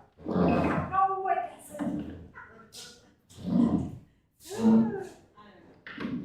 And then that means everything else comes up. What do you think, Nina? Before you fancy all those up, we just changed this up here. Oh, it doesn't go that far. It doesn't? Well, I'm gonna do this first one, fix it. That is about the right spot for her. Now, we're leaving, just so you know, no. Linda says Mary Ann's coming in a wheelchair, and she wants to be here. So that's why I just put that there, that's her space, okay? So then from then on, you can rearrange the rest. So Let's we'll start start with with. Let's start with Okay, so then now these have to all swing up. I'm gonna get the stands and get them in place. And, where did all the men folk go?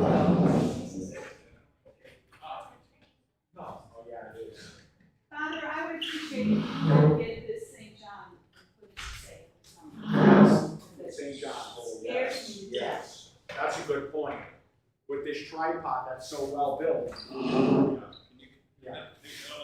Were you being sarcastic? A little bit. This is a bad tripod, actually. Look at this thing. It's coming apart. Really fast. It's bad. It's bad. The construction of it wasn't quite what it needed to be.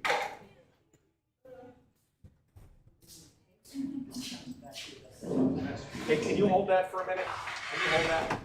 And then I can Hey, get to it goes in the bathroom. Oh, I'm sorry. Never mind. Thanks. Okay. Look at the metal on that. Hey, I don't know how to hold it. I don't know I what's need happening here. Christian, if you can Tell me find what you him. think. Oh, sorry. Whoa. This thing is in bad shape. You know. Stick with my mask and prayer. No, don't live in the house. And I think we have too many chairs. I think Okay. this I one. mean, that's just look at it. It's coming apart. I just don't get it. See, because I'm missing a chair here. Christian, I right know, there. I mean, am I right? Count the chairs, tell me. Carraros. But this is Justin way wider and than Theodore. Okay, I'll This is, this. We don't need this. this is the category of Justinian. Hello. Yeah, that is. And don't we have a Justinian around here someplace in Yes, some form? just deal with all the text Yeah, stuff. and one of the, The green and the, thank you very much. I don't know. I can roll this back.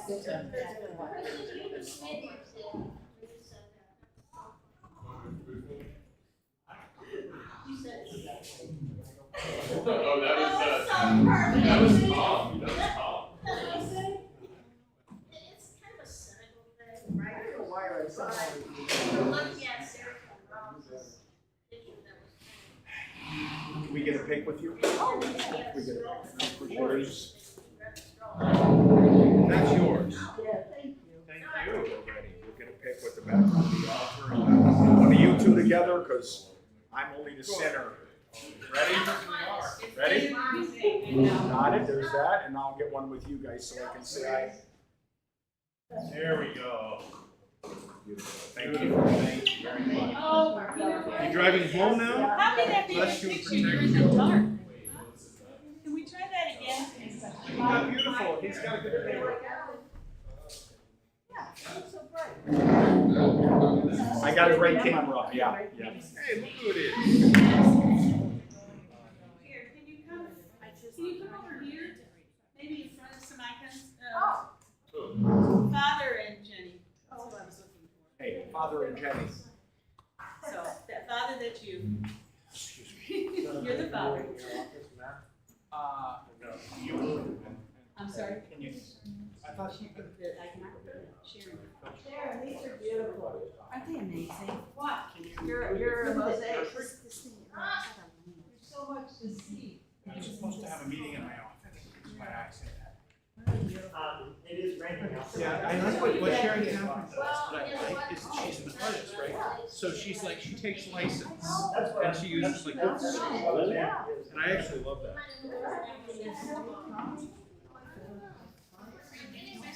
No idea. We just, it's on this gigantic piece of. Yeah, they're heavy. It's a ton. Oh, yeah. No. Well, what it was made for was to go inside of a hollow trunk. So I've been looking for a hollow trunk for about 2 years, and every time I find one, it's not the right one. So we're gonna keep looking. Little inky baby bombs. Yeah, what's up on Eden? Here. Oh. How about over here? Someplace. Just in front of some icons or something. My oldest son has right here. No, I'm not here. Why not? I died. Come on. No fighting. Okay, try that. I have lots of her mosaics, I just.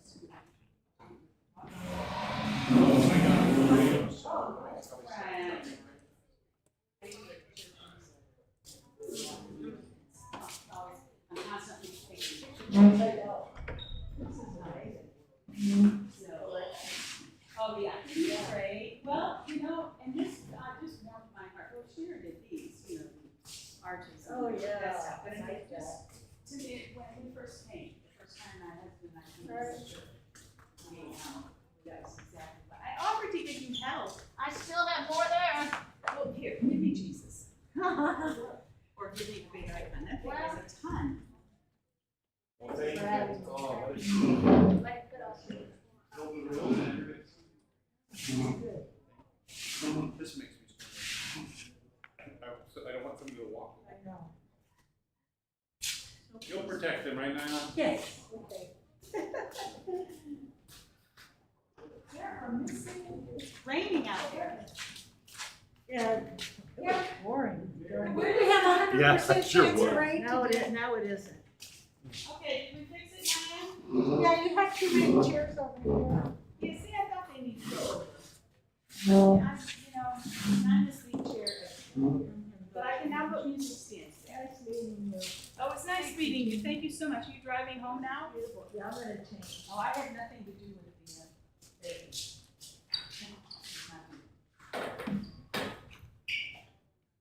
I'm gonna apply about either space. I'll figure it out. Well, I do wonder though, You guys are wondering? so we need to shift everything this way, so Yes. that's right? Okay. Yeah, see, to me, this Does this space, seem and I better? noted that this Does this space, seem this better? is about right. Yeah, well, you got that now. Okay. There's more room over there is important for the process. I think we might have to go this way. So we'll leave this for now, and this is about. Yeah. Where are my men? You guys helping her clear stuff out. Wait a minute, Sharon, I'm getting some help here. I do. Christian, we could use your help. Still can't swallow. No, no, you bet.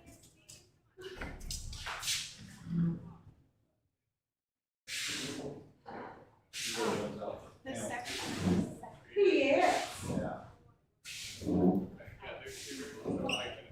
Who's not watching me, Nina? My daughters. Yeah. My oldest granddaughter came to watch them, but The one that's local? yeah, my daughter was saying. Karen, you might want to pull your car up here. Or I can go pull it up either way, but Just so we don't have to carry it too far in the rain. Does this extension cord go in the utility closet? That extension cord gets plugged back into the blue vacuum. That comes from the vacuum. And I don't know where that, that power strip came from here on the cart. That power strip actually needs to connect. Thank you. I'm gonna put this in the, Okay. father's office. Hey, you can't laugh, I don't know what you can't do. This goes in the bathroom. There's my scissors. Oh, thanks, Do you Jess. remember John, April's son? Her legs Son, around son, I remember when he used to sleep during the, like, late at night, he's softly, oh, these are, mothers. Cause then we gotta drop those tables. Yeah, she still has them. Jose. I bought this mug in Texas. No. Okay. I bought this mug in Texas, and this is my favorite coffee mug. And then I come home one day, and it's a giant chip. Like, what happened? So I was like, oh, I dropped it. Like, thanks. So now you get to make an icon of my favorite mug. When I take old ones like that, not old, but I mean broken, and I use them for plants, sometimes they need a whole new model. Yeah. Oh, Lord have mercy. This There's one thing left. This is too narrow right here. The only thing I always worry about is just that back row for when they come around. Well, there's pinch points, you know, and this is a pinch point here, and that at the turn, and that over there, because they're all pinch points. Why can't these guys go without? So, I was gonna put this chair, it can go up here easily. We have plenty of room here. So, hopefully Christian's gonna come back as he carries. He's moving a car. Yeah, this is not for me, I can't do this. No, you give him, I couldn't find, all the other men folk are They took off. busy. Well, Gregory and Stephen are tutoring sessions. Oh, that's nice. We got one more to go. I think you and maybe one other person, I suppose. Okay, you just stop the thing. I'm staying out of that one. We just need one other person, but I think Christian's backing it up. Yeah, starting services. This is very hard, the reason it's very hard to get in the car, because it's too big, so you have to. Yeah. It's not super heavy to hold, it's just the arms. Well, we can start, it's not that bad. Good? I'll tell you, doing it on the back porch is not a good idea, uh-oh, you're gonna have to go higher. It's too humid. You know what I mean? Whoops, lost a cover. That's okay. Just an old break. Oh. No, I absolutely hate public things. I'm just really, I wish I wouldn't have done it, but oh well, I guess I couldn't. Father asked me like 3 other times and I always couched. So at least I showed up. He's probably preparing for the fact that I might not. I would rather open this than have it, what is it? It's locked. Okay, I don't wanna turn it sideways because it's just. I already lost about 20 pieces. Not a problem.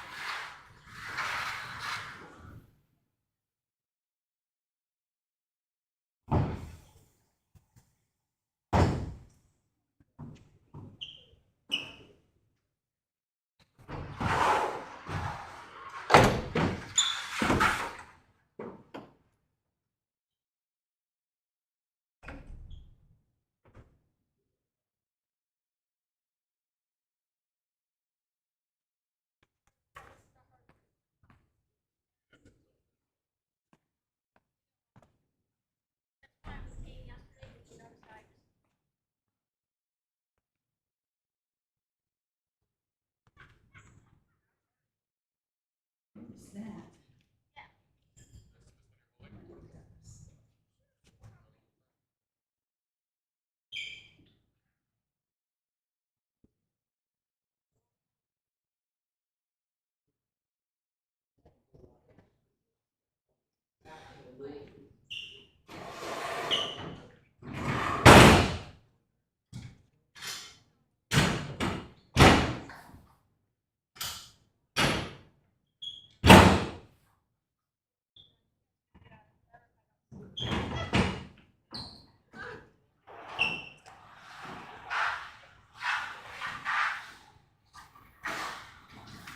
That guy that was visiting.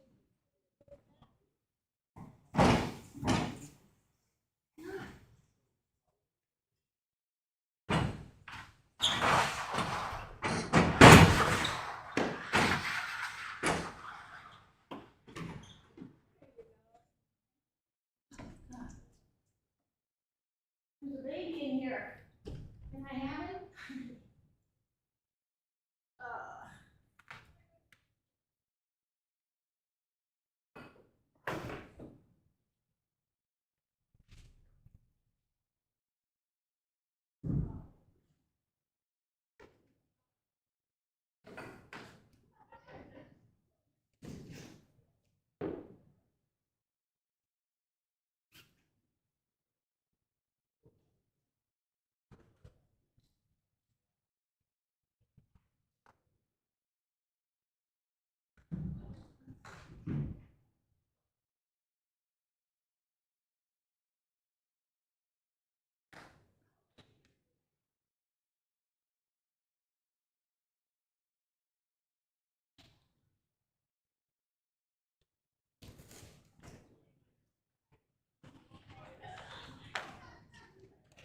Uh-oh, it's not a good sign that you're not in yet.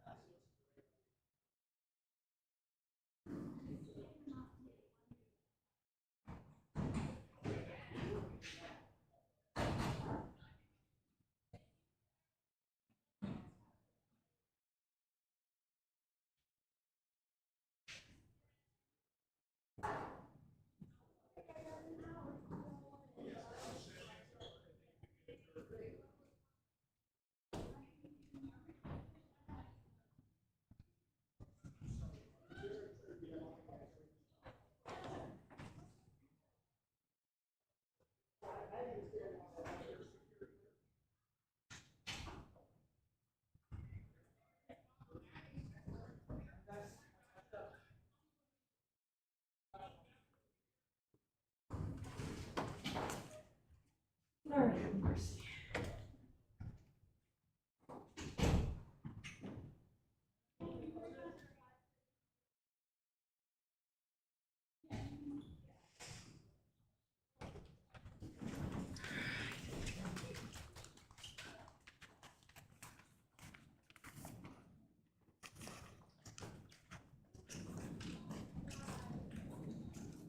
I think that's it.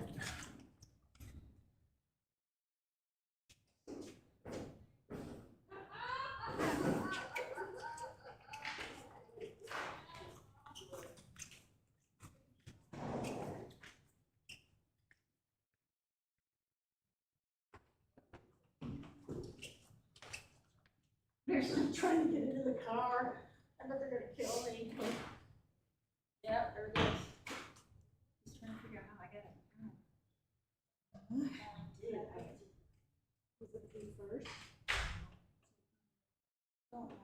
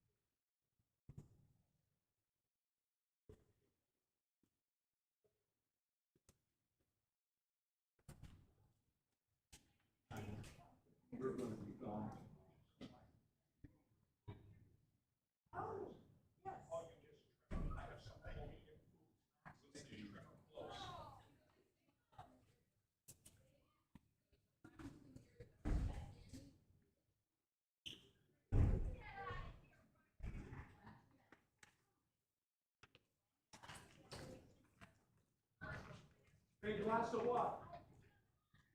Oh, I dropped mine. I thought you were going with Vino and Veritas.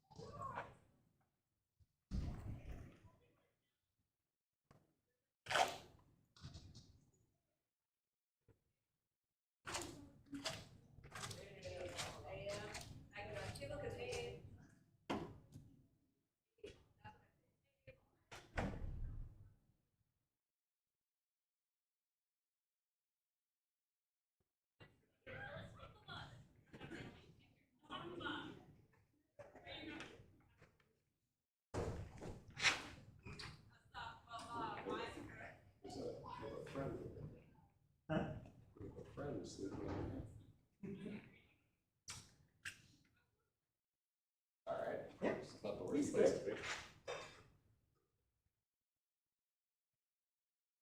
I thought that was so funny. I've been to show that to a lot of you. I just thought it was like, you never believe what happened to me.